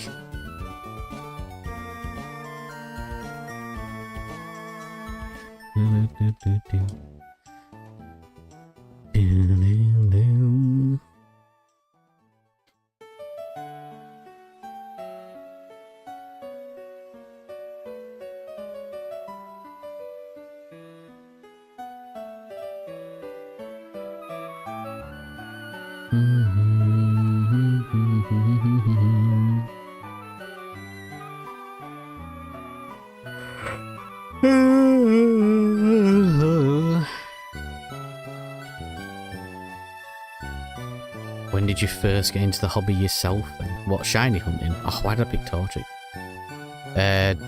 2 years ago. Never. Well, if you watched my Q&A video, Callum, you should know. I'm pretty sure I said... Wait, no, it wasn't in that video. A real fun. It was in my end of year video. In 2024. It was basically like, in 2024... So Scarlet, right, is like the proper time, like the proper... Was it 2024? Yeah. Yeah, so Scarlet and Violet came out in 2022. and I hated it. And I was just like, I can't stand this franchise. And then when I went to Japan in like 2023, I like barely bought any Pokemon stuff because I just did not care. And then in 2024, me and Adam went to the European Championships for the first time in London. Well, it wasn't the first one, but it was the first time we went. And like, it just like, I don't know, it revitalized kind of my interest in Pokemon. And I started watching like quite a lot of like Pokemon YouTubers and stuff. And then a YouTuber called Absol Blogs does an event every now and then called Rumble Weekend. I've streamed it a few times on Pokemon Rumble, where you shiny hunting Pokemon Rumble. And I was just like, yeah, go on, I'll give it a go. Like, I'll do it. Sounds fun. And it just spiraled from there.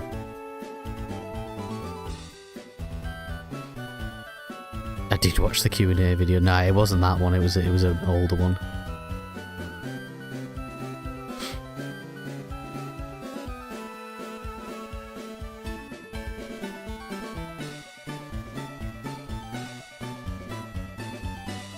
I'm not bothering shiny hunting too much anymore unless it's a method or random encounters. Just don't care enough.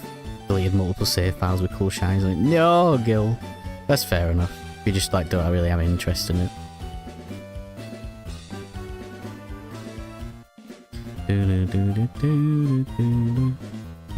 Oh, hang on, I'm gonna open the window. It's stuffy as out in here. Oh!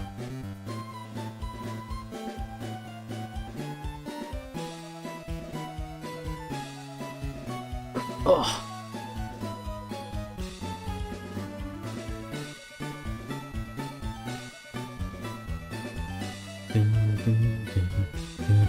Time round. Ah.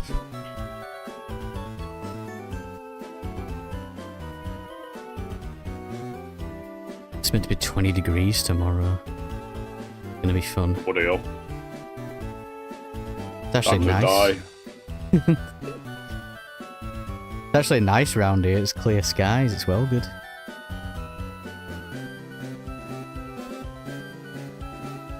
So it's apparently 13 degrees right now. And then tomorrow, 16 apparently it's going to be. And then it's going to rain on the weekend. Gosh. Spending 8 hours for Giri. Without a good bit of rain. You what? What did you say? Sorry. I'll be in England without a good bit of rain.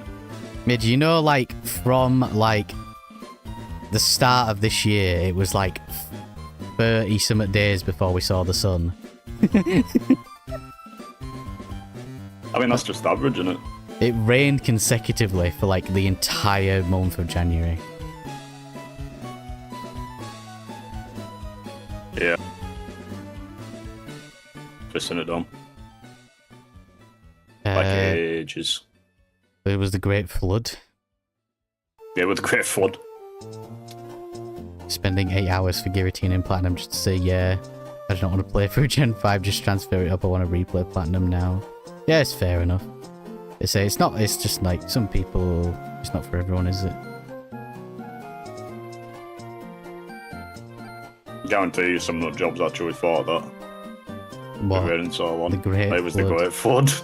There's a guy, do you know Wendigoon? Have you ever watched Wendigoon? He does like very long, like story analysis videos. I don't think I've heard of him. He's done a lot of stuff, like he's a Christian. He does a lot of like stuff about like stories in the Bible, like interesting. He loves like the Nephilim and stuff. And he like did a 5-hour long video talking about like all the doomsday people, like talking about the rapture a few years ago. And he's like just going ballistic. he's like, oh, you're doing these live streams preying on these gullible people taking their money, and you're like, oh, the world's ending, I've quickly got to go to the store. He's like, well, what does it matter? Like, why do you have to go to the store if the world's going to end? Yeah, I like Wendigoon, he's quite good. But his videos are very long. That's pretty funny. Yeah, he does like videos on like, you know, like analog horror stuff as well. I watched one he did, it was like Oh god, how long was it? I reckon it was probably like, I don't know, maybe 11 hours long on like on this Reddit story called Mother Horse Eyes, which I remember from like way back in the day. It's like a story. Oh yeah. Do you know about that one? Yeah, you told me about it. Yeah, it's well good. How old is that one? I think it finished in 2016. So 10 years old now. Mandela Catalog, yeah, Mandela Catalog's interesting. I like Gemini Home Entertainment as well, that one's good. But yeah, Mother Horse Eyes is quite interesting because by the end of it, I mean, I won't spoil the ending, but like by the end of it, it's quite interesting how it all like turns out and like what the kind of the point of the story is really. Because it's basically like it's like an alternate universe where the CIA discovered like LSD could be used to like communicate with another plane of dimension. Yeah. And it's like certain events in history actually, it's like events where there were like mass killings were actually like, it weaves them into the story in a different way. It's quite interesting how it does it. And you keep jumping between like different time periods to like tell the story of how it all progressed. And it's really, really good how he does it. And then by the end, it's like the way it all wraps up.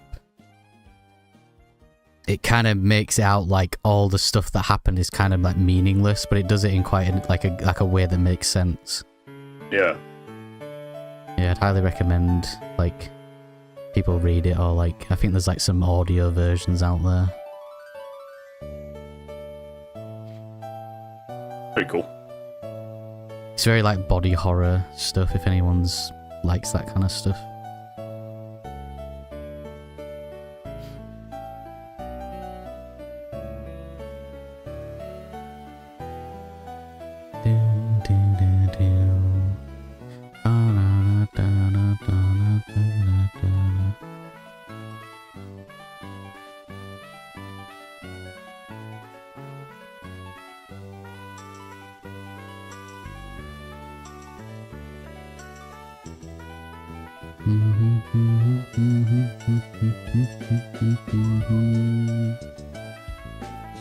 Stuff like this is interesting, but I can never watch it on my own, rather watching some YouTuber explain it to me.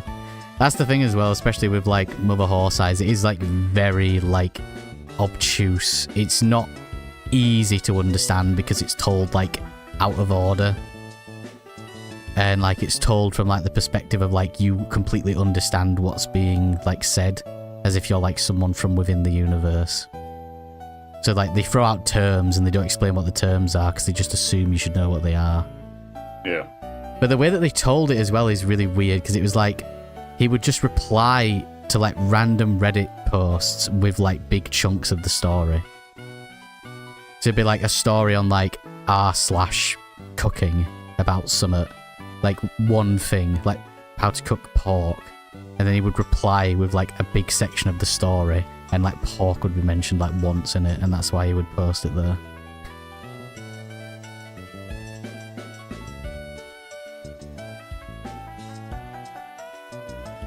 Quite interesting. But yeah, people did eventually like compile it all into like a cohesive order.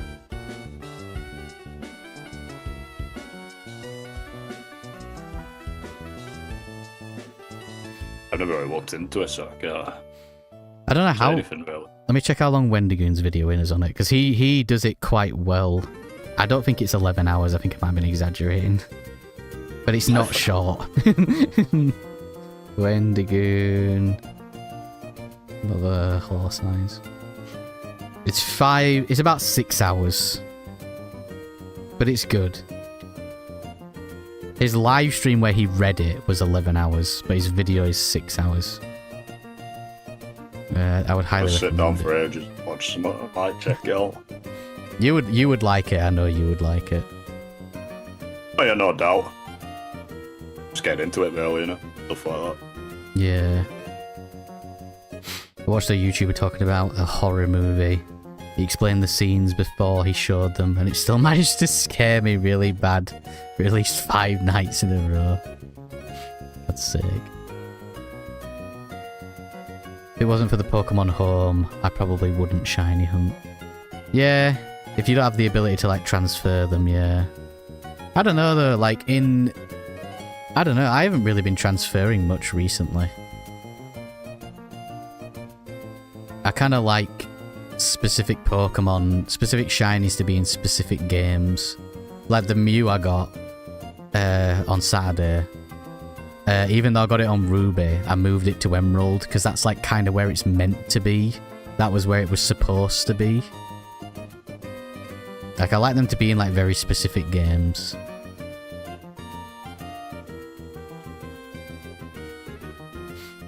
It's nice knowing I can send them to home and they will have a GBA symbol next to them to show it was full odds.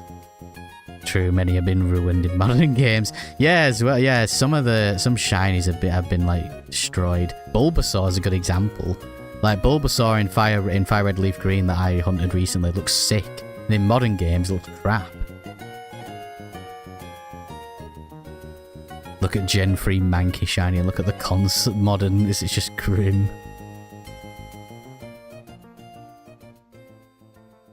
I think even these starters, like these shiny starters, look way better in this than they do in Omega Ruby Alpha Sapphire. Even though I do also like them in that game, I think they look better in this.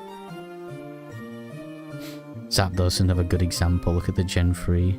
Yeah, and Regice as well. Like the Regice shiny is like super apparent in this, but in modern games it's like really subtle.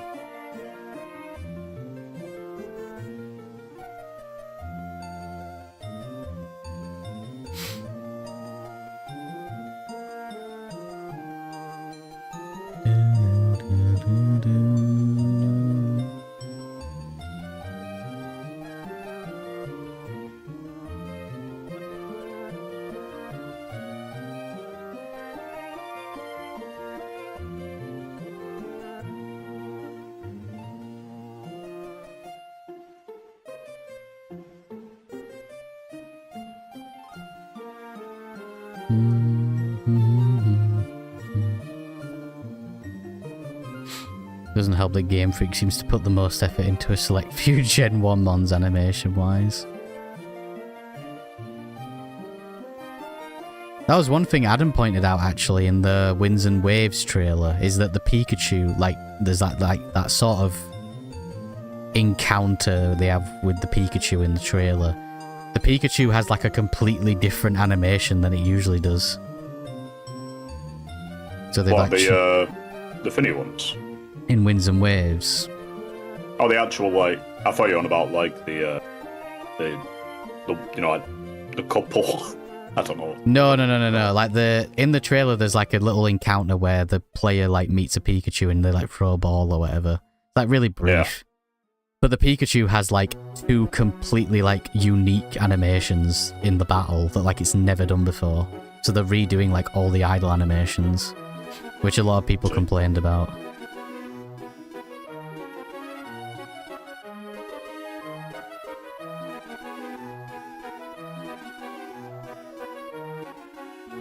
Like, Pikachu is sick in appearance and move animation-wise. Can't say the same for a lot of the others.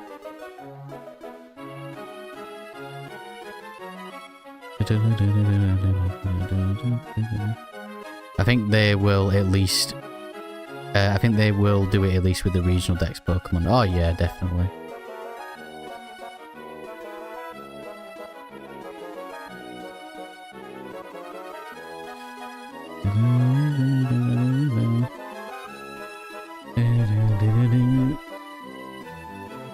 I always forget to mention as well, if people haven't noticed, there's like little Pokemon at the bottom of the screen that are like your avatars. And you can change them if you want. If you do !avatar and log into your Google account, or you can just tell me and I can change it to whatever you want.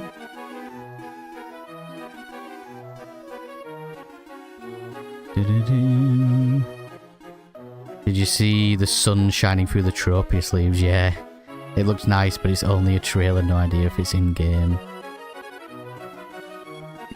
Oh yeah, definitely be in game, but yeah. Well, again as well, it's like it's an early trailer. Like it might end up looking like a lot different when it comes out. Still got like another. Well, depending when it comes out next year, it could, you know, technically could be 2 years, like 1.5. Can't imagine how much work it is to redo all the models and animations. Probably quite a lot.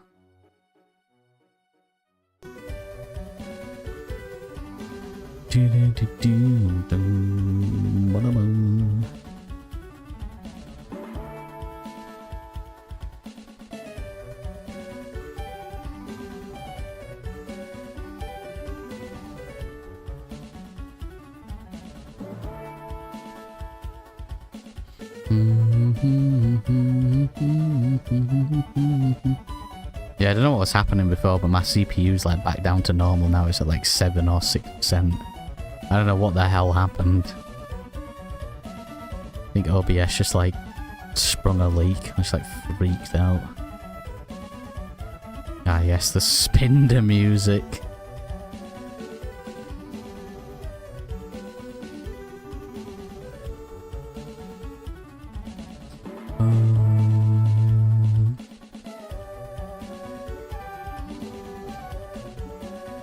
Oh, God.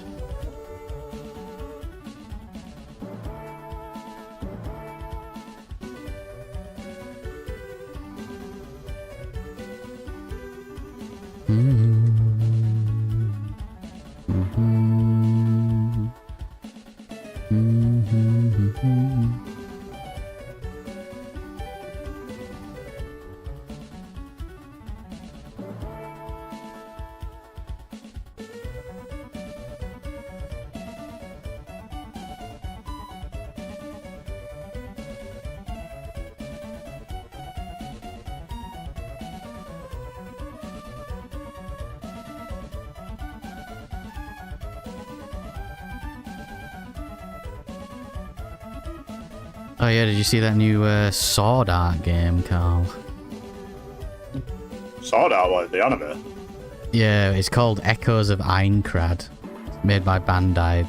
They did like all the other games. Yeah, that's like the fairy one, I think. No, Aincrad's the first one. They're basically making it so like you don't play as Kirito, which all the other games you do.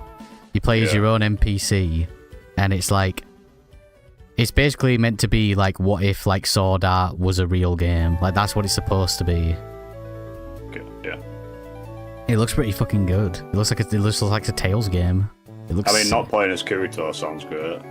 Kirito's meant to be like the villain, or like villain-esque. Yeah, it looks sick. Like an alternate. Yeah, you play like, you just play as like your own character, and it's meant to be like the game is meant to be like, what if like our universe had a Sword Art, and like that's it. That's cool, yeah. Yeah, it looks sick. Because they were teasing it, they were like, oh, we're announcing a new JRPG this week. And everyone thought it was going to be a new Tales, but it was a new Sword Art, but it actually looks like really interesting. I'll have to look into that. Is it online or is it single? No, it's single player, but yeah, it's called Echoes of Aincrad. Echoes of Aincrad.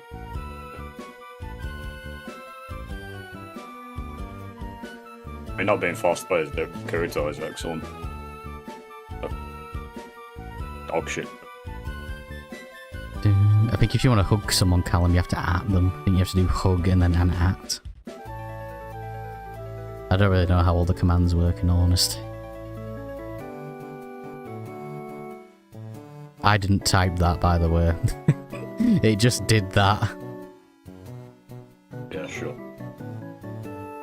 Hug requires a valid target. There you go. Burning ball of gas in the sky millions of miles away. It's producing too much heat. I am dying. Of my pale skin is no good. It's not that warm. Me and Adam went out earlier. Look at us, W. I mean, definitely feel a little bit, but it's not like bad or anything yet. Yeah. It's meant to be warmer tomorrow, Jamie, so don't worry. Well, what the hell? Coming though. It's coming. It's like 9 degrees, that's warm. Damn. commands. Callum's doing all the commands. I'm gonna pick him up and chuck him about. Whoa. Ooh.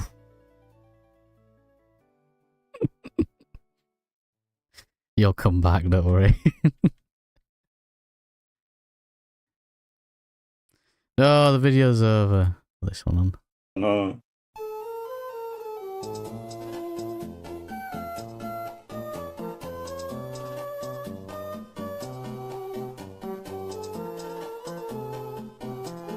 Lamau. What does that mean, Callum? You keep saying that. Lamau. What does that mean? Yeah, what does that mean? Is it naughty? That's what made me laugh the most. Was like, Callum was like, can't say it. It's a bad word.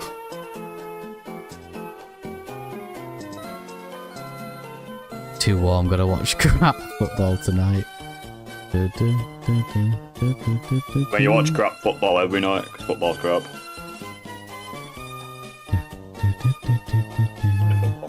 Hate it.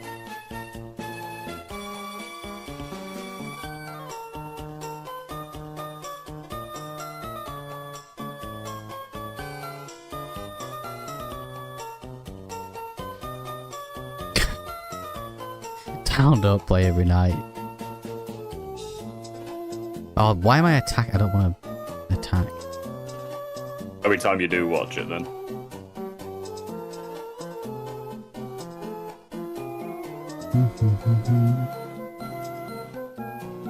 You sure, Jamie Carl. Lol. You know it.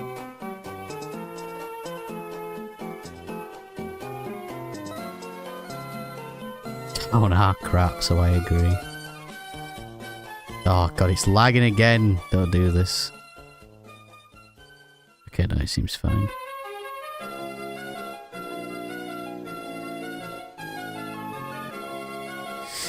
I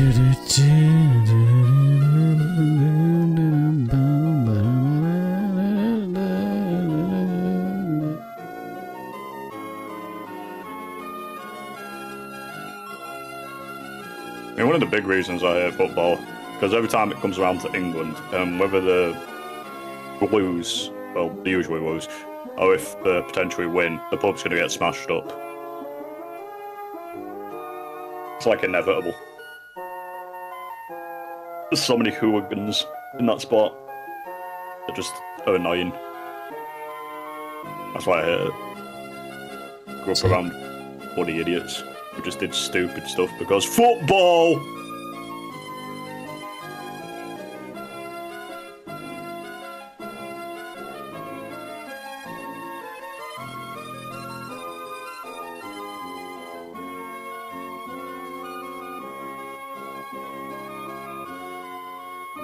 It didn't ask. You got an answer regardless. You don't need to ask. That's how much.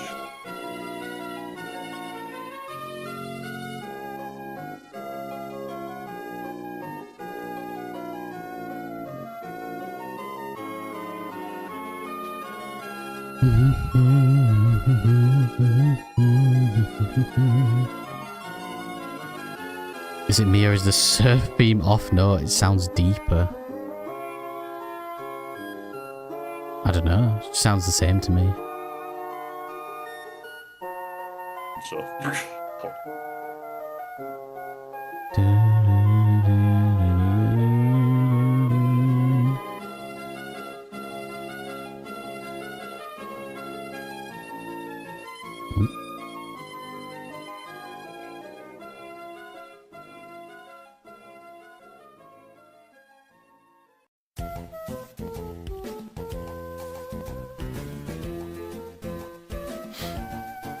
Then it's just me.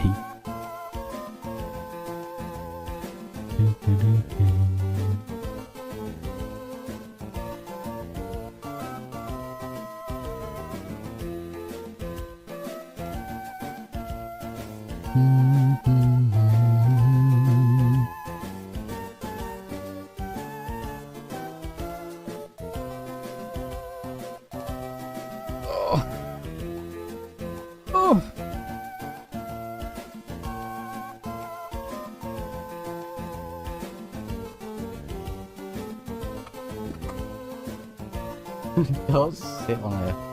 I'm gonna break it.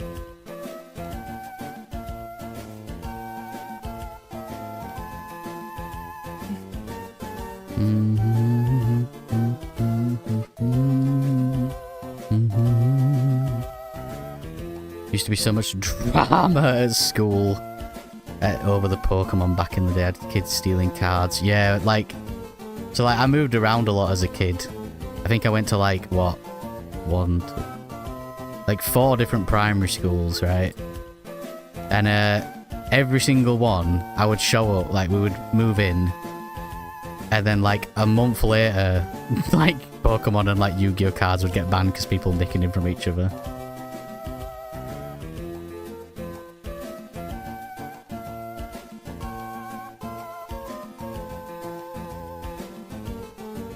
Now there's so much drama about Pokemon Online. Also, people would trade Pokemon on DS and then cry they wanted the trade reversed. That's sick. Oh. We wouldn't be allowed to bring our DSs into school, mate.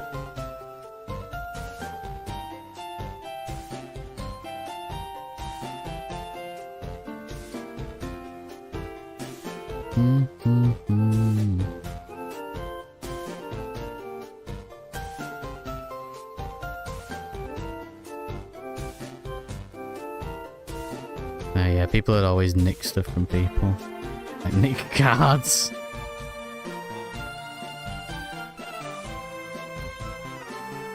Bear in mind, these trades were crap, like Garchomp for another easy Pokemon to get. We were kids and trading like a level 70 wasn't a big deal.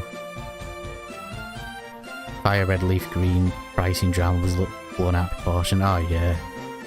Just a load of crap. I try not to pay attention to it, like internet discourse, just a load of nonsense.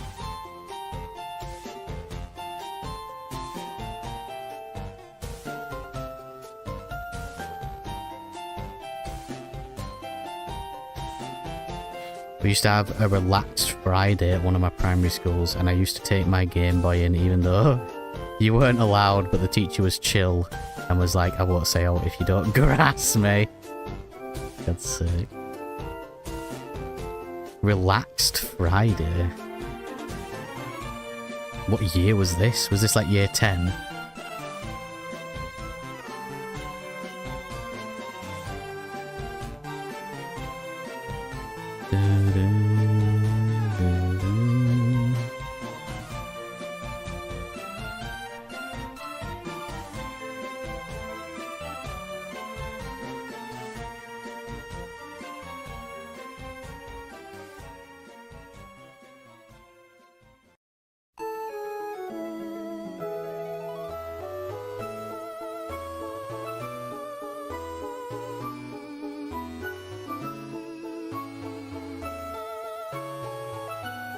I think it's some other like school drama like that.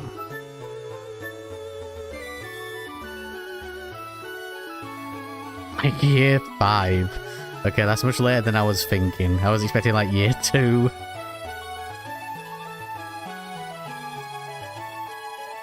In my primary school, every Friday we signed up for stuff, i.e. drawing, creative stuff, etc.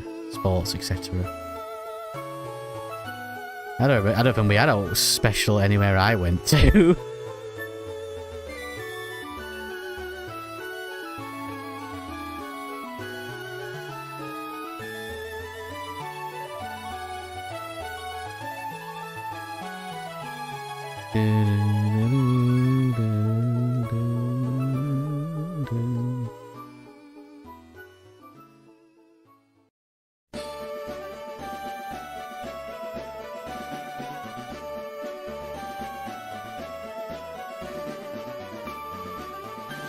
I remember when I did in GCSEs, I did B-Tech music production, and like the teacher never showed up because he was always getting stoned in the car park.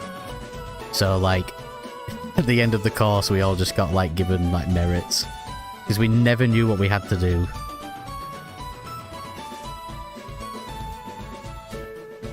Like I remember just like we would always just show up to lessons and always just muck about.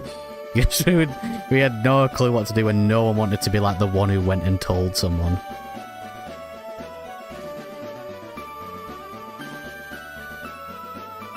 So when it came round to like, oh, you gotta submit your coursework, it's like, well, no one knows what the coursework is supposed to be.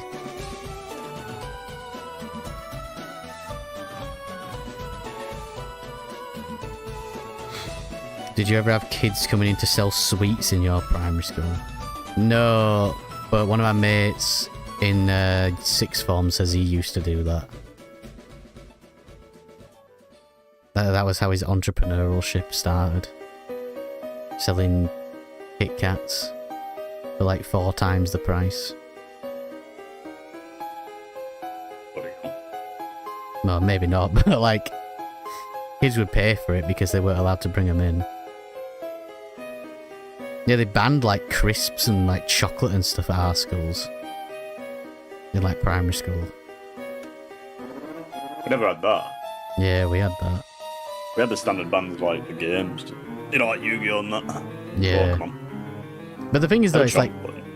Yeah, like, but with food and that, like, how would they enforce it? Like, they're really going to go over to a kid's lunch and rip it out of a kid's hand? Like, food just that eat in front of them. Yeah, that their parents have bought for them.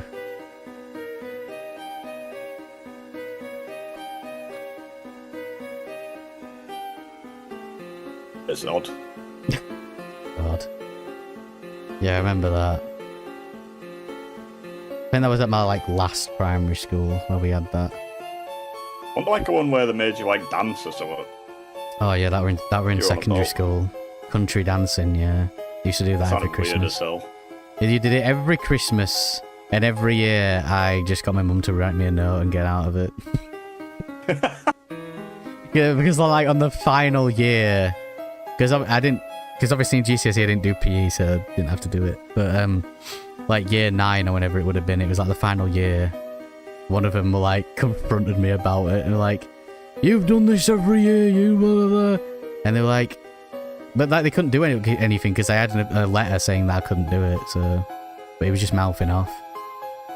And then one of my other mates was like, "Oh, I'm not going to do this. Yeah, I think it's a bit weird." And they sent him to headmaster. And he went to the headmaster and sat in his office and had a cup of tea with him and had a little chat with him. That was it. Just had like a chill chat with him for like an hour. Yeah, it was bare weird. It sounded really odd. Yeah, it was very strange. They would make bank, to be fair, but you needed a mum who would give you a fiver. Why was it allowed for so long? I don't think selling sweets like that was allowed. I think the kids who did that probably did it on the down low. Selling sweets, there was a lad in my year on year 10 selling weed. He wins sweets, mate. God. At my primary school, they used to sell apples and these healthy bars, so kids' parents would give me 2 to 3 quid. And of course, the chocolate smugglers took advantage of them. That comment was to your weed smoking teacher. Oh, why was it allowed for so long? I don't think anyone told anyone because like it was only like a 1-year BTEC, I think. I think it was only for year 10. And like oh no, maybe it was year 11. I don't remember. It was only 1 year. But like, and it was only one lesson a week. It was on a Friday and it was the last lesson. I remember distinctly because I always look forward to it. And like, yeah, they just never showed up. And no one wanted to be the one who went and told someone, like, oh, the teacher ain't showing up. No one wanted to be the one to do it. So we all just dossed them out. And then towards the end of the course, no, to be fair, a few lessons we did have like a substitute. And she would be like, right, like, oh, just crack on with your work. We'd just be like, we've got no clue, like, what we're doing. Like, towards the end.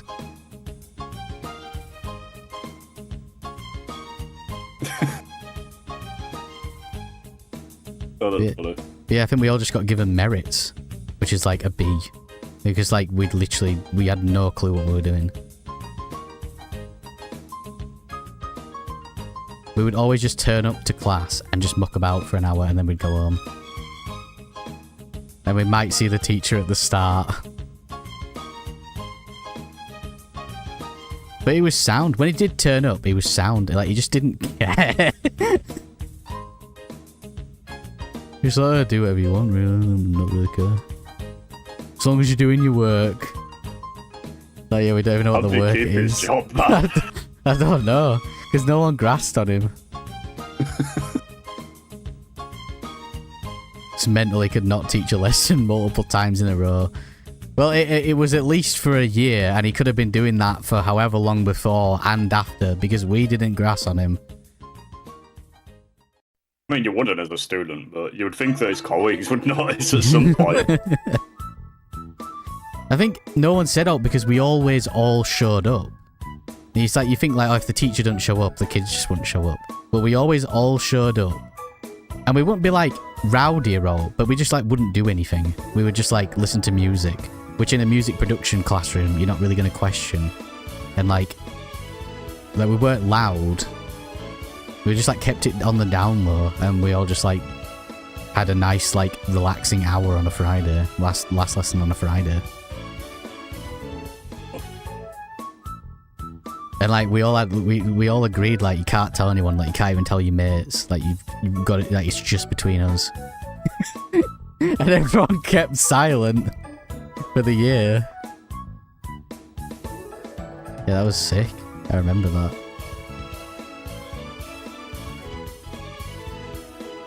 Yeah, because right, so I remember as well, it was like halfway through the year we had like a mock exam. Well, not like an exam, but like a mock presentation where you had to like show off your music production stuff.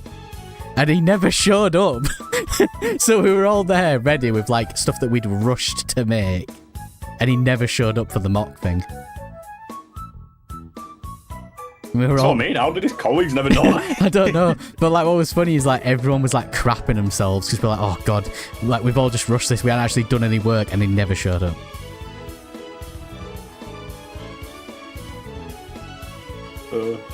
Ridiculous. My mate who's done computer science, his teacher was missing for like 7 months out of the year. I think his teacher was ill or something like that. And yeah, they had the same issue. They had coursework, which no one had a clue about. It was the same in sixth form as well. Like, the second year of photography that I did, the teacher, she never showed up. Ever. It was always the other guy, the kind of assistant teacher. He would show up. But he didn't have a clue what was going on either. So no one had a clue what to do for coursework, other than just take pictures. And then we all got rounded up by the main teacher, like a week before everything was due. And she was just like berating us. It's like, hang on a minute, you've never shown up for like a year. And now you're all berating us because we haven't got any work to show. We didn't know what we were supposed to do. I think she got sacked after that. Won't be surprised. Because she pulled me into an office and she was like she spoke to everyone individually. She spoke to me and she was like, if you don't get this coursework done, you're not going to get into unit. And I turned around and I was like, well, I am, because I've got a double distinction star on my media coursework, which is more than enough points to get into the uni I want. So you can't even start with me with that stuff, love. How did you know he was doing weed? Because he stunk of it whenever we did see him. And he would just smoke it in like the car park. He wasn't subtle about it.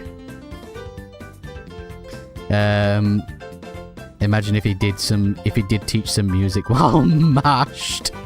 Could have made some banging tunes. He did sometimes. He did like little DJ sets for us sometimes when he showed up.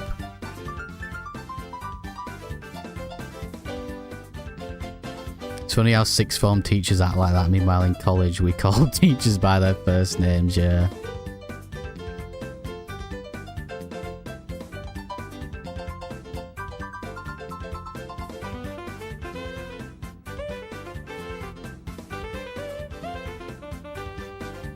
Oh dear. Good times.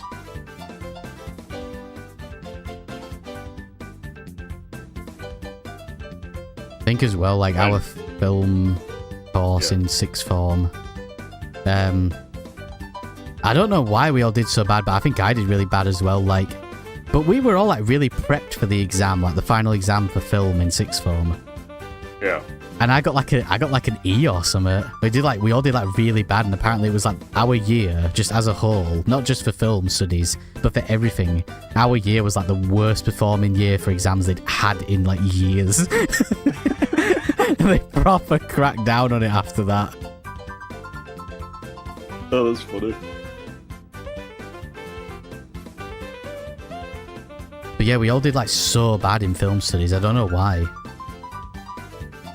Like the final exam, I did really bad. I didn't feel like I did.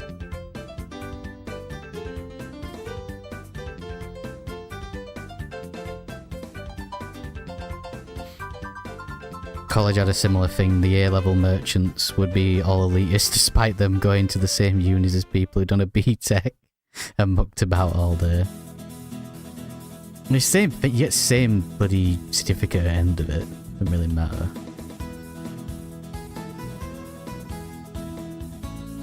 I just went to sixth form because like it was just a bit more like focused on like the stuff I wanted to do really.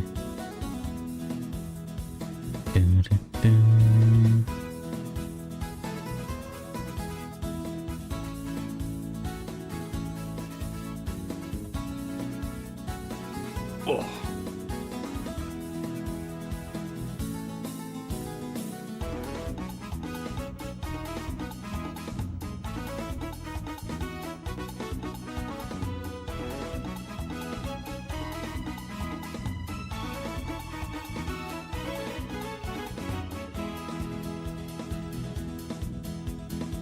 Yeah, sadly you're judged by your postcode. Could have got everything A-star and you still would have been limited. Bloody hell.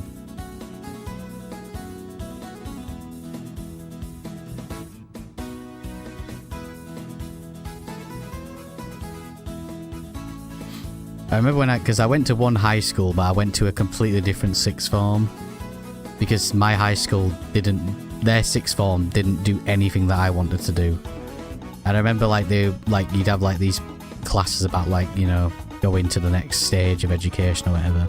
And they'd ask me like, you know, oh, you know, why don't you go to sixth form here, blah, blah, blah. And I'd tell them every single time, like, you don't offer the courses that I want. They'd be like, yeah, but like, you know the school and all your mates are here. It's like, yeah, but like, why would I do 4 courses that I'm not interested in? Yeah, they was trying to get me to go to sixth form and I just told them flat out, I don't want to because it's crap. I don't want to be here anymore.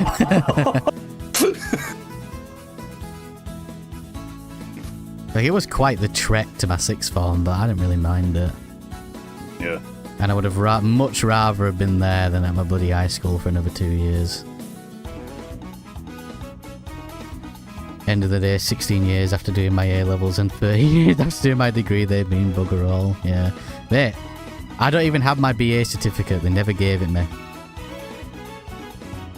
I told them because we were in Japan when we had our graduation, and they sent me an email saying, if you can't attend, give us your address, confirm your address, and we'll mail it to you. And never did it. Never sent it me. I know many people who got all A stars. One went to Southampton, which is pretty highly ranked. They don't take B-Tech, but I'm pretty sure they gave people who've done a B-Tech a foundation year anyway. Fair enough.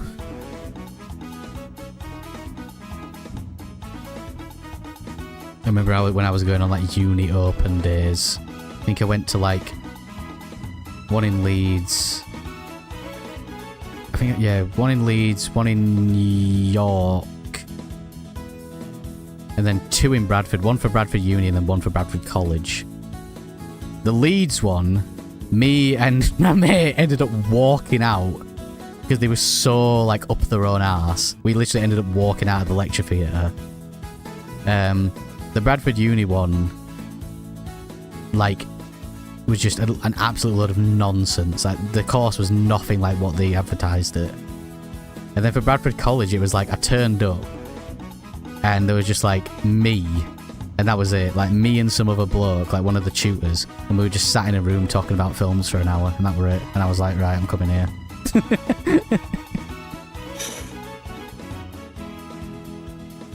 And my first course all I did, I had my English. I brought in my English, which I think I got like a B in, and then I brought in all like my artwork from my school. Yeah. And said, yeah, they just said gave me a date. I was on the course. Yeah. Pretty simple to get into colleges and stuff. Yeah. Unlike anything expensive at all. It's the best way to do it. Can't stand like uni open days. Load of nonsense.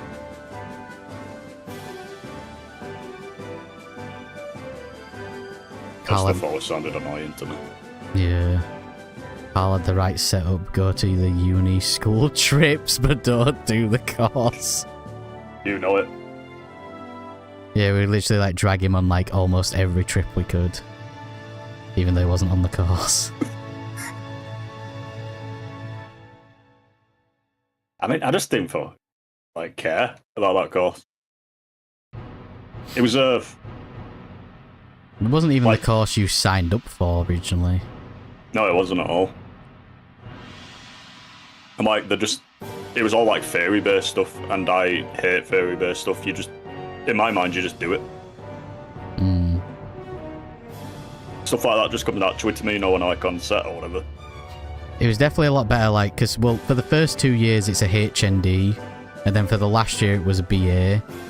I will say on the last year, there was, like, way more freedom, because it was basically just, like, you've got your dissertation and your final project, go and work on them. Like, that's it. There's no lessons, really. It's very much just, like, get on with it. It might have been better if I got to that point, but yeah, I couldn't stick the first bit of it.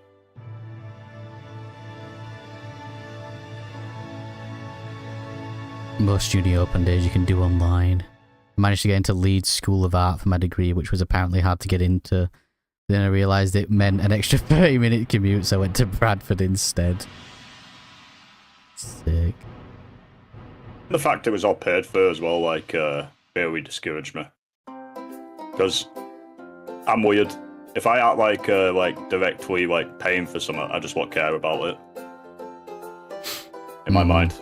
Because if you're not putting something into it, it's, I don't know. In my mind, it's just not, like... explain it. I get what you mean. It's got more... Pressing. Like, if you're paying for it, it's like, right, well, I've got to get the most out of it now. Like... Yeah, exactly, yeah.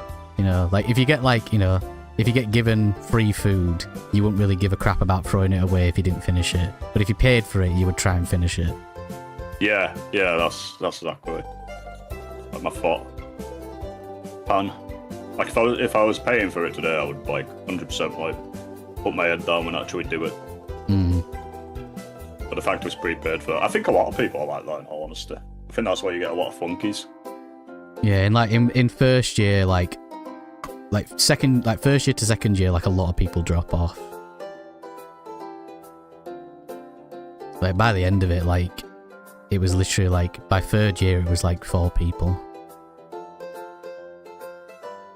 But that's also because a lot of our mates failed first year and had to resit. Yeah.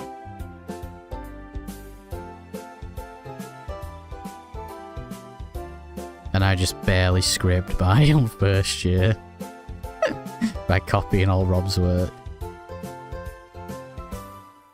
Didn't you get like a better grade than Yeah, it was like... there was like the deadline date coming up and I was like, I should probably do it. I should probably get all this stuff done. I need to get into, the next year. Yeah. And then I was like, I don't really know what I'm doing because I didn't really pay attention. So I was like, Rob, can you just send me like all your stuff? And so I basically like copied it, like not one for one, but I like edited quite a lot and added stuff to it.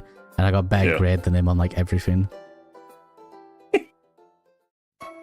I remember it so distinctly because like it was summer. It was the summer holidays.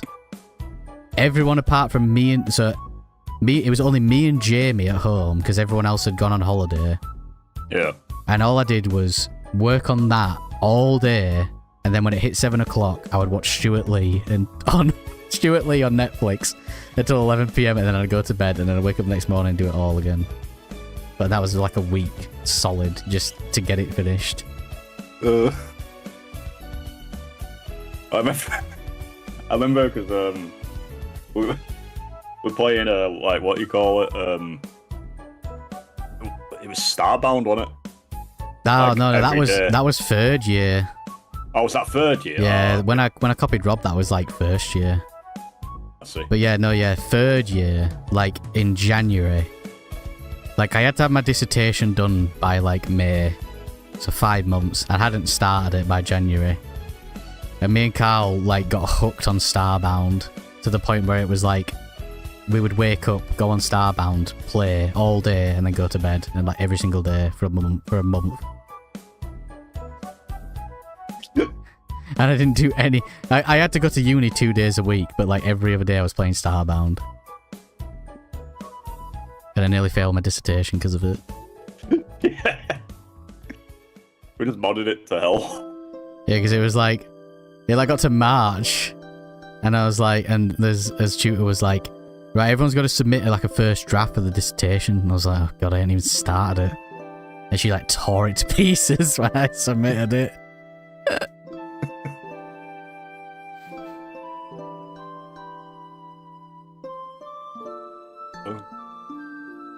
So funny.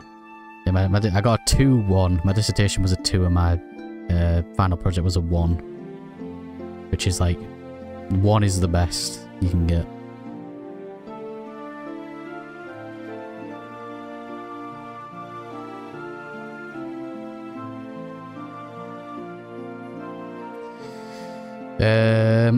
Fair play for the graft. How many takeaways did you order that week? Probably at least like 2 or 3.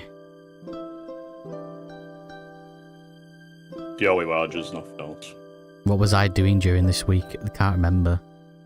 You were probably just like going to work and then coming home. Because yeah, everyone else had gone on holiday.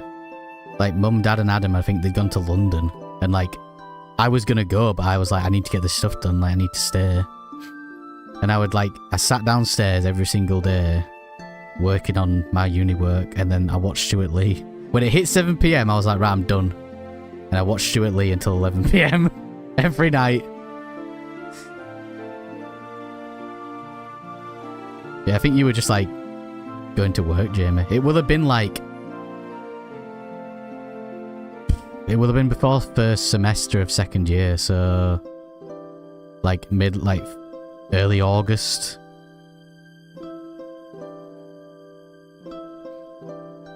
His tutor was like, yeah, you are 100% failing. I don't see how you're going to be able to pass this. Oh, sorry, I missed that message. My mate was so mentally ill, he left his dissertation until like 6 weeks before it was due. Or 6 days, 6 weeks, I don't know. Had a similar experience, was ordered to submit a draft and got roasted. His tutor was like, you're 100% failing, I don't see how you're going to be able to pass this. I think Camille did his dissertation the night before. Yeah, he did. Because this was in like 2019? This was like very early days of AI, because I was sending Camille like AI bots like, this can write you a dissertation.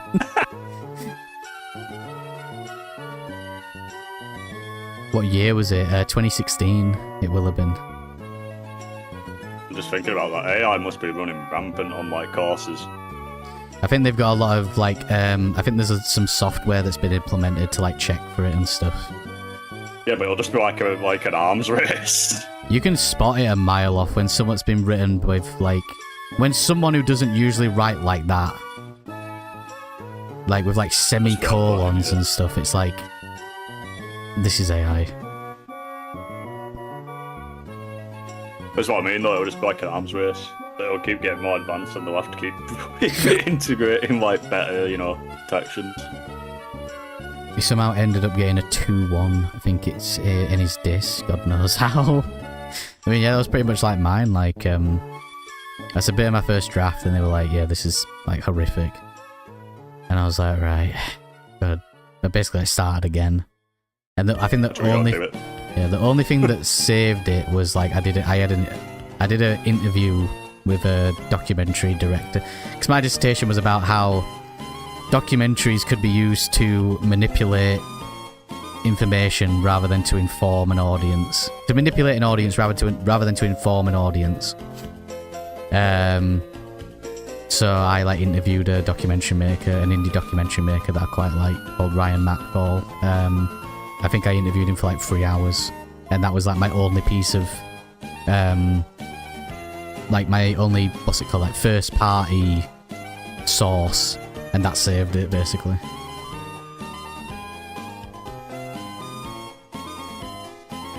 Yeah, Debbie is doing her creative writing degree, and she says there's so many people using AI on a creative writing course. Christ. What was your diss about? Yeah, it was like, I can't remember exactly, but it was like how documentaries can be used to manipulate an audience rather than to inform. Did you pay him? No, I just emailed him. I emailed him and said, I'm doing this dissertation on this topic. Would you be interested in sitting down for like a recorded interview? I was just over Skype. Just, yeah, basically, would you like to give your opinion on it? And he was like, yeah, sure.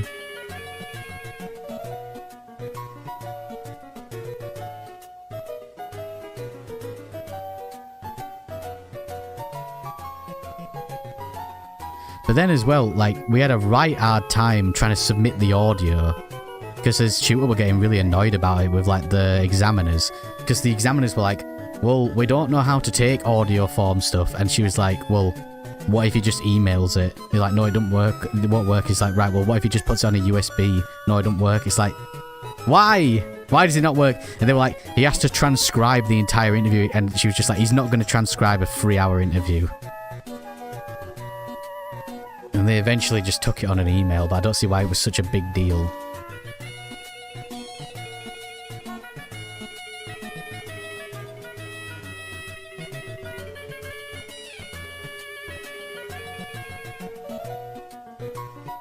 Managed to get a war photographer interview for my dissertation because mine was about if war photography could be considered art. That's quite interesting. Can't remember what everyone else was on, in all honesty. There were 2 other people on my course. I don't remember what either of their dissertations were about. No clue.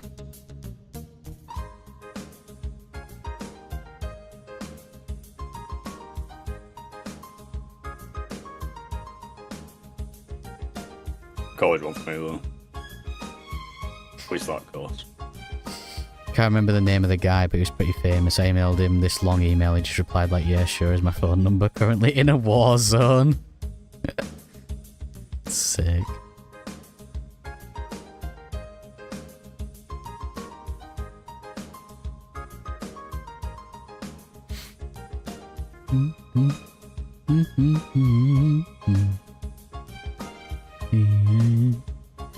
Oh, excuse me. Yeah, the guy was called Brian Mackball, the documentary guy, because he did the only reason I knew about him was he did a documentary for a band I liked called Let Live. They're not together anymore, but they released their album, their last album in it would have been 2017, and he did a documentary about the making of it, and I found it quite like interesting. It was quite like a different documentary. So I was like, interview this guy. Quite like him. He wasn't exactly like a massive, like, you know, director, so didn't think it would be too hard to get a hold of him.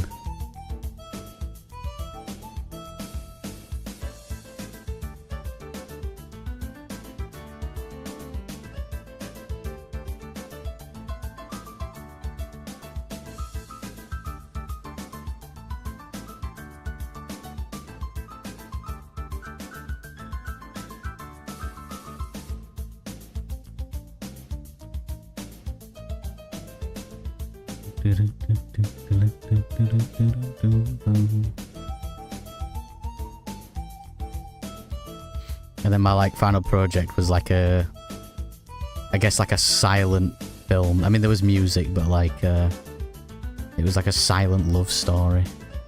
It was like very focused on like telling the story through the camera work.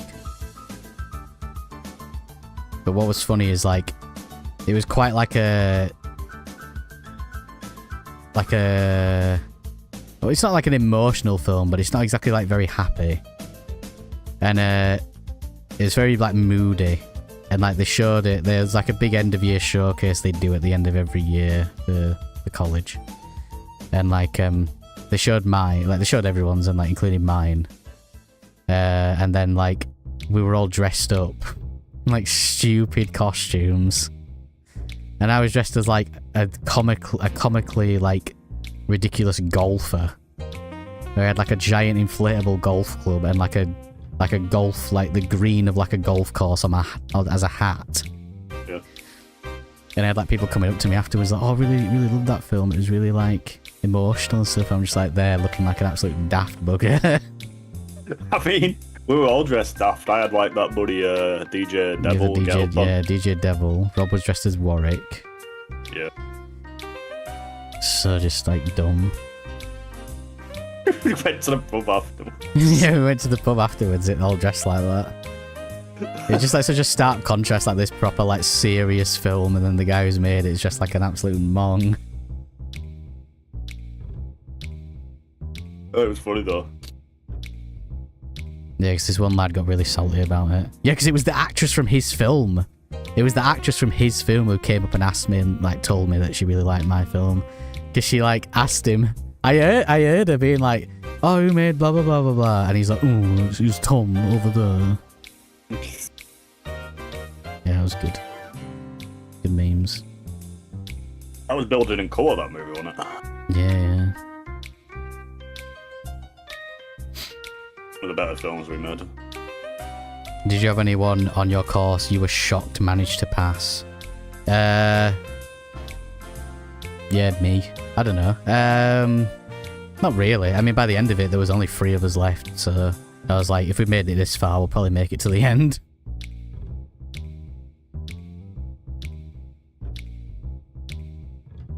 But it's like, I got a 2-1, my mate Rob got a first, so he got a 1-1, and then the other lad got a 3-3. He was so salty about it.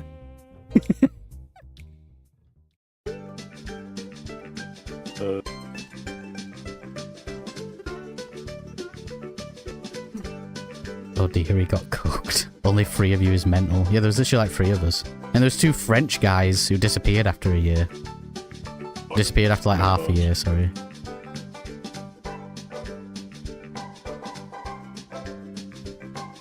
I'm shocked they didn't just give him a 2-1 for turning up. No, because his film was not a first. His film was not a 1, I'm sorry. Sorry to toot my own horn. But I put like way more work and way more effort into my film than he did. I mean, yeah. So if he got a 1 and I also got a 1, I would have been miffed. My art class in 6th form was 3 people. The hell.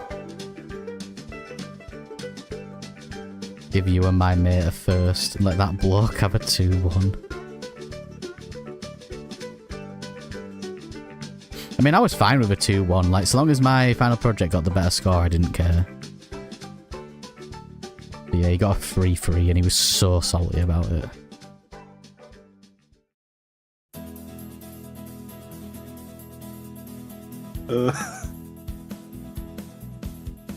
Yeah.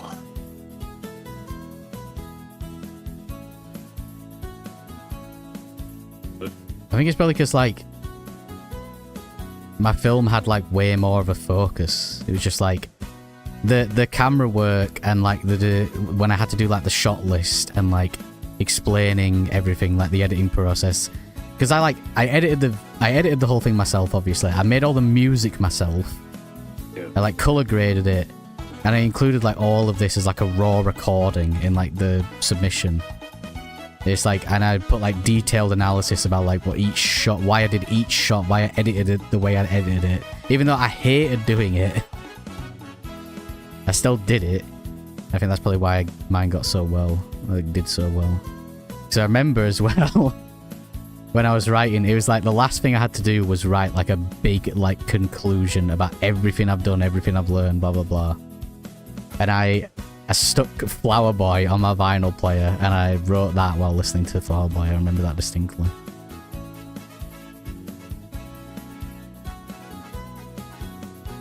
Oh. Oh. I still hate my tutors from uni as they couldn't find me 1 mark for my 2-1 to become a first. Oh yeah, I remember you saying that. You were like 1 mark off of a first and they just wouldn't like just give it you. Rip. I remember in school in GCSEs, I used to be really good at maths, and I did like foundation maths, where if you're not in the UK, foundation is like easy maths. So like the most you can get on the exam is a C. You can't get any higher. And I sat the exam and my teacher was like, you basically did so well that you could take the higher exam and you wouldn't even have to try and you could get an A. He's like, if you want to sit it. And I was like, no, I don't want to do it.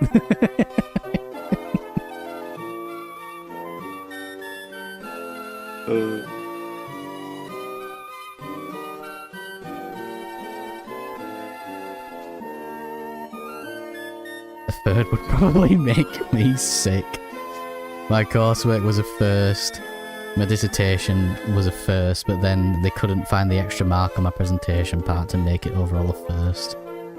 I'm shocked at that, Jamie. Bloody bastards.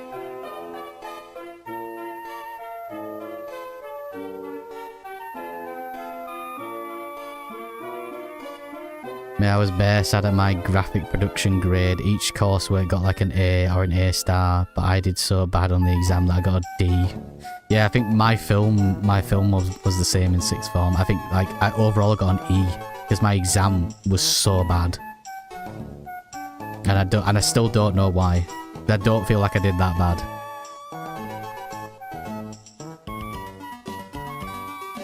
I didn't show up to my graduation out of protest. I didn't show up because I was on the other side of the world, mate.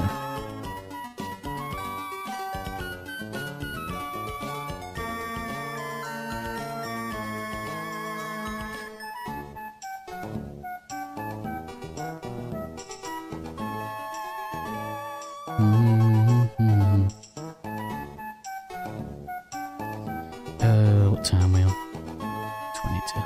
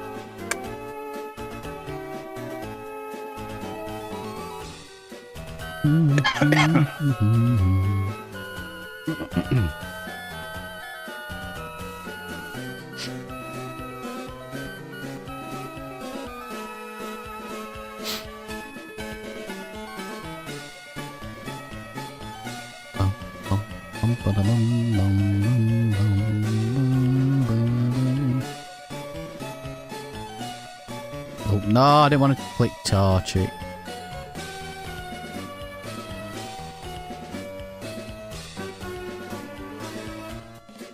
Now I just take pictures for fun and the government takes like £25 off me every month towards my £25,000 worth of student debt.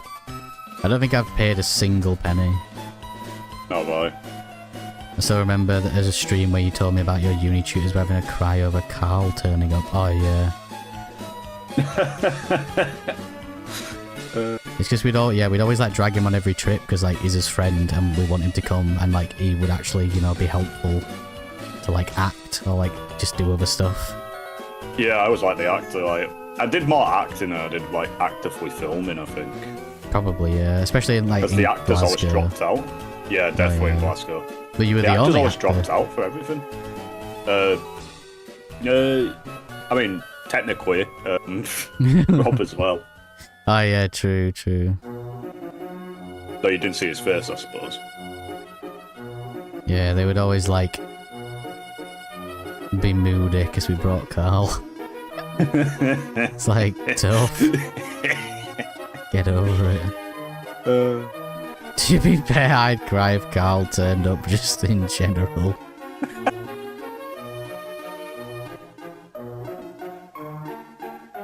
I think it's probably because they also never knew. Like, we would never tell them. They'd just be like, you know, we get to Glasgow. Carl's there.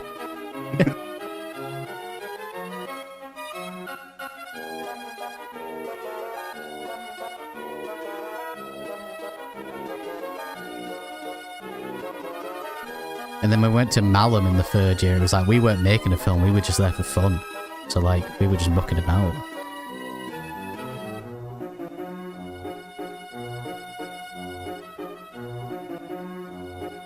Couldn't imagine doing a mostly group-focused degree nowadays about 18-year-olds.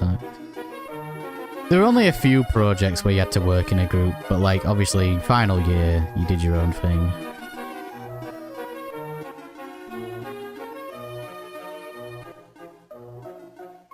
I heard all about the horror stories about group work from friends who went to a couple of years ago. I think the worst one was like, second year, me and my mate Rob were working with these other two guys on like this documentary about the music degree people that were making an album as part of their degree.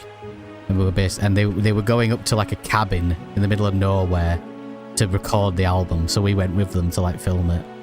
And like the amount of work that me and Rob put into that, like on the set, all the pre-production, all the paperwork, and the other two guys did bugger all. But we did tell his tutor about it, and she was like, yeah, don't worry, like it's gonna reflect like in the grades.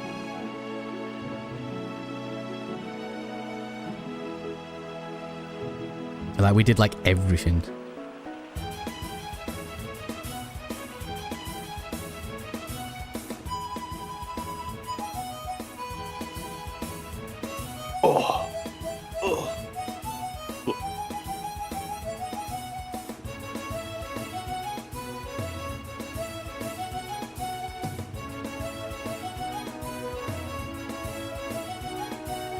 I read a story about someone doing a drama degree, and they constantly had like 3 people not turning up, but it was a 6-man project.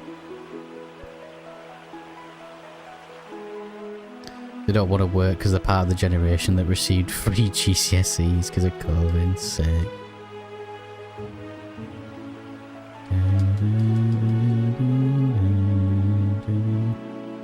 See if we can go for 7,000. Should be able to. 1 minute, 2 minutes. I'm surprised we've not seen a shiny pooch. Why the odds high as well? No, it's just that you can either see a shiny pooch or a shiny Treecko, but it's the same odds, but it's like usually you'll see a shiny dog before you see a shiny Treecko or a shiny starter. Fair enough. But yeah, I haven't seen anything.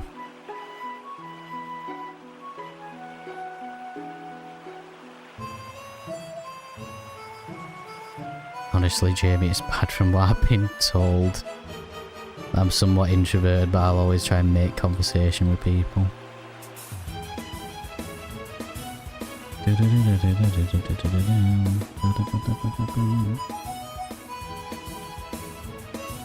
I did like work experience at like this radio station in Bradford once, and like it was chill as out because they never gave me any work to do, so I just showed up 6 hours every Wednesday for however many weeks it was, and I just watched videos on my MacBook and then went home.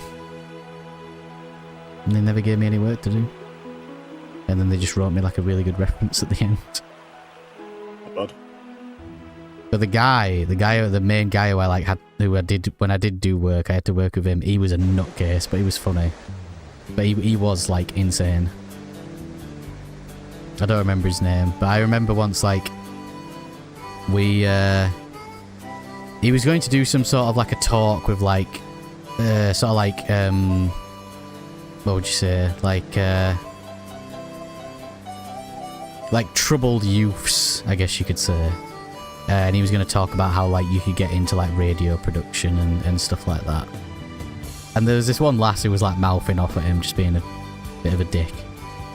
And when he was there and then, in that moment, he dealt with it very professionally. Didn't raise to it, stayed calm, you know. But then as soon as we left that building, he went absolutely off. Like, not at me, like, at me, but not on me. Like, he didn't have a go at me, but, like, he was like venting to me about it. And I swear to God, it was like 2 hours. He would not shut up about it. And like the stuff he was saying was absolutely horrific. Like I can't even repeat it. Like it wasn't just like swearing. Like some of the stuff he was saying about her was like insane.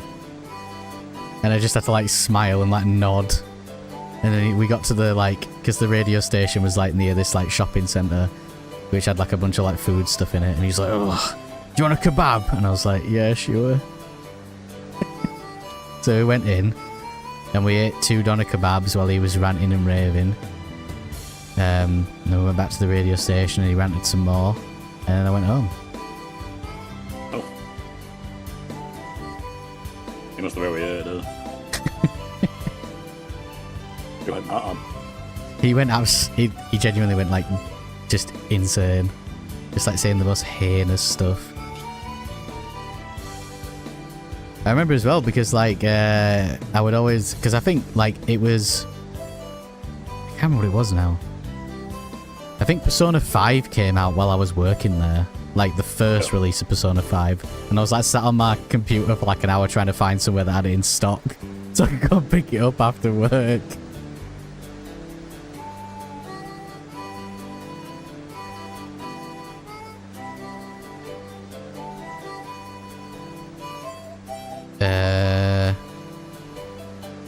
Doesn't surprise me. Just think these people are the next generation of doctors and police, and all they know is 6'7".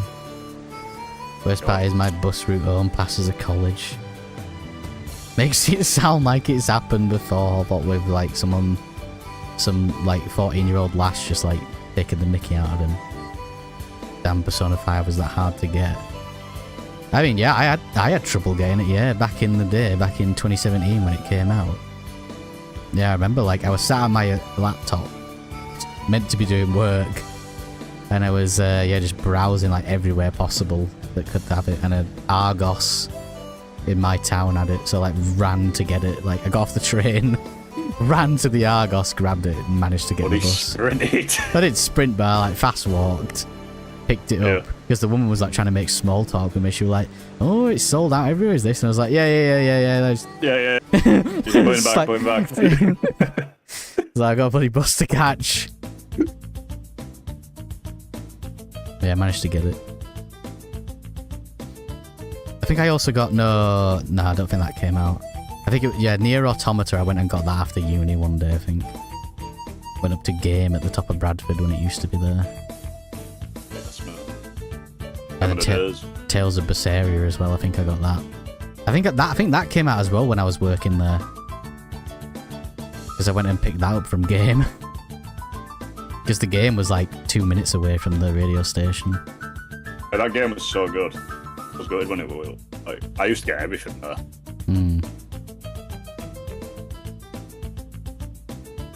It's a shame. One of my friends told me how in his seminars no one puts their hand up. They're all antisocial. To be fair, it was always like that in like creative courses.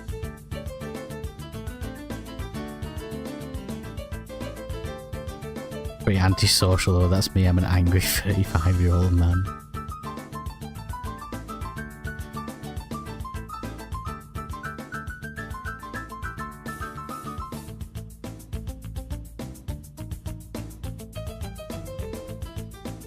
I remember, I think it was second year, like the start of second year. I might have told the story before.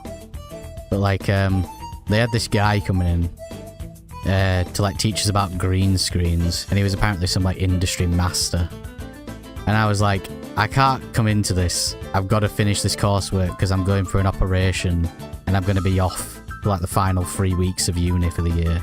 And they're like, "No, you've got to come in." And I was like, I'm not coming in. I've got to finish this coursework. And I didn't go in, and I finished the coursework, all my coursework, just so like, because I had to have an operation done, and I wouldn't have been able to come into uni. And like, I emailed all the coursework to his tutor, and it, like the male tutor, he was quite understanding, and then the last tutor was not understanding, and she was very angry. I mean, you completed all your stuff though. Yeah, I know. It was just like, I think only like 2 people showed up out of like, because in second year there was still quite a few people on the course. And like 2 people showed up and it was just like, it was an embarrassment. It's just like, well, who cares? Tough. Shut up. Not my problem. Maybe you shouldn't have such a boring buddy like presence. Guy comes in to talk about green screens.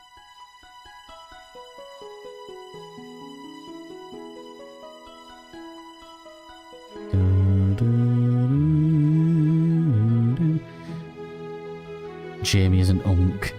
The man probably didn't care as long as he got his paycheck. Yeah, probably.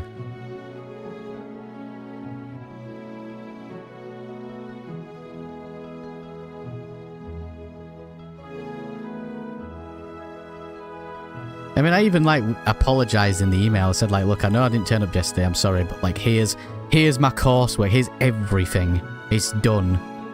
And I was like, I'm having an operation, like, in 2 days' time, I won't be in, like, but here's all my coursework. I mean, if I were having an operation, I would have, and they were, like, going on at me, I would have straight told them to fuck off. Health's more, like, you know, means more to me than some guy. It was just an email. I just kind of deleted it and just went about my day. And then by the time next semester rolled around, it had all been forgotten about, so I didn't really care. It is.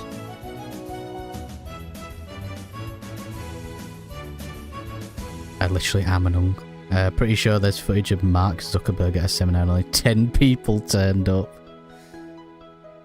Of course, this was pre him being famous. I am literally an Mark uncle. Zuckerberg. Yeah, mate, I was an uncle when I was like 5 years old.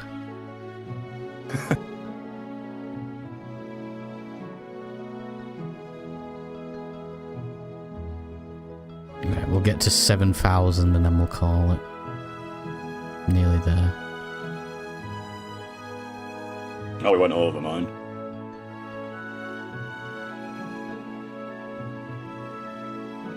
Oh yeah, true. People get pissy about things that literally do not matter. True. True. Oh, my legs. Oh my god. Oh, mate, at work the other day, right? I was sat down doing my work, you know, like, I was working really hard, sat down on the floor. Oh yeah. And I was sat down for so long. Yeah, like, I got pins and needles, so I stood up, and then all the blood rushed back to my legs, and I literally couldn't move my legs for like 5 minutes. I was just like stood there laughing because I was just like, oh god, it hurts so much.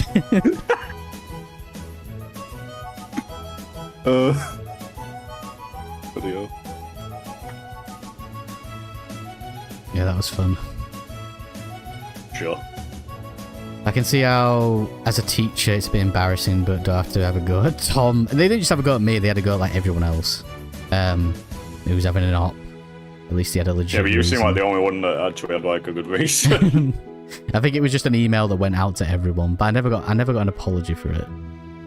But then again, like I had to come in like it was either at like the end of December or like a very early January because we were prepping for this album documentary that was we were filming it before the semester started. And like I had to come in and I was still recovering from the operation and like I was just dying the entire time. I mean, I was still recovering from it on the album trip. Like, I could like barely stand some days. And like it was freezing in this bloody cabin. That's probably like the most uncomfortable trip I've had. Like just in terms of like sleeping. It's like all the music lot would always go outside to smoke a spliff and leave the door wide open, and it was the like middle of January in like the Dales, and it was absolutely freezing.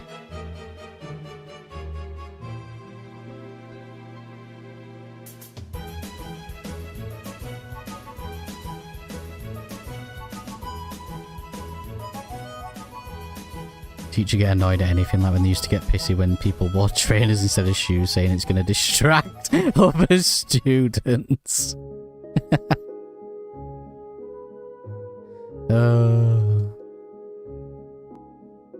My mate once got turned down from going into a Weatherspoons because he had joggers on.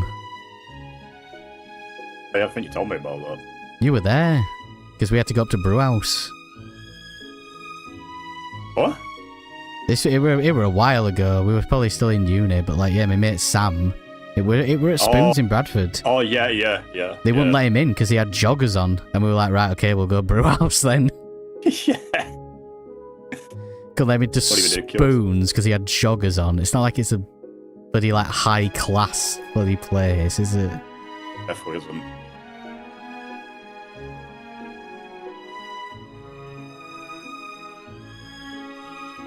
Hey. I think it's not still a high class place. Have you watched Retro Getro recently? I think Adam was like looking at him the other day to like see what he's been up to.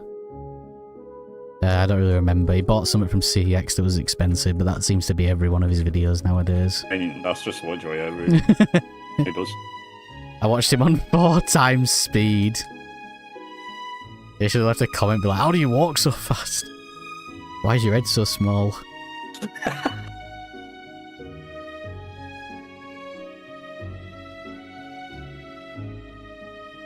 The thing that's like annoying is like, as well, he went to Japan for like a week. And all he did was shop in Akihabara. And it's like, you've just like ruined it for yourself. Like you've gone, it's like going to London and just shopping in the centre of London. Like you've just fallen into like the biggest tourist trap ever. Yeah. Why is your beard tattooed?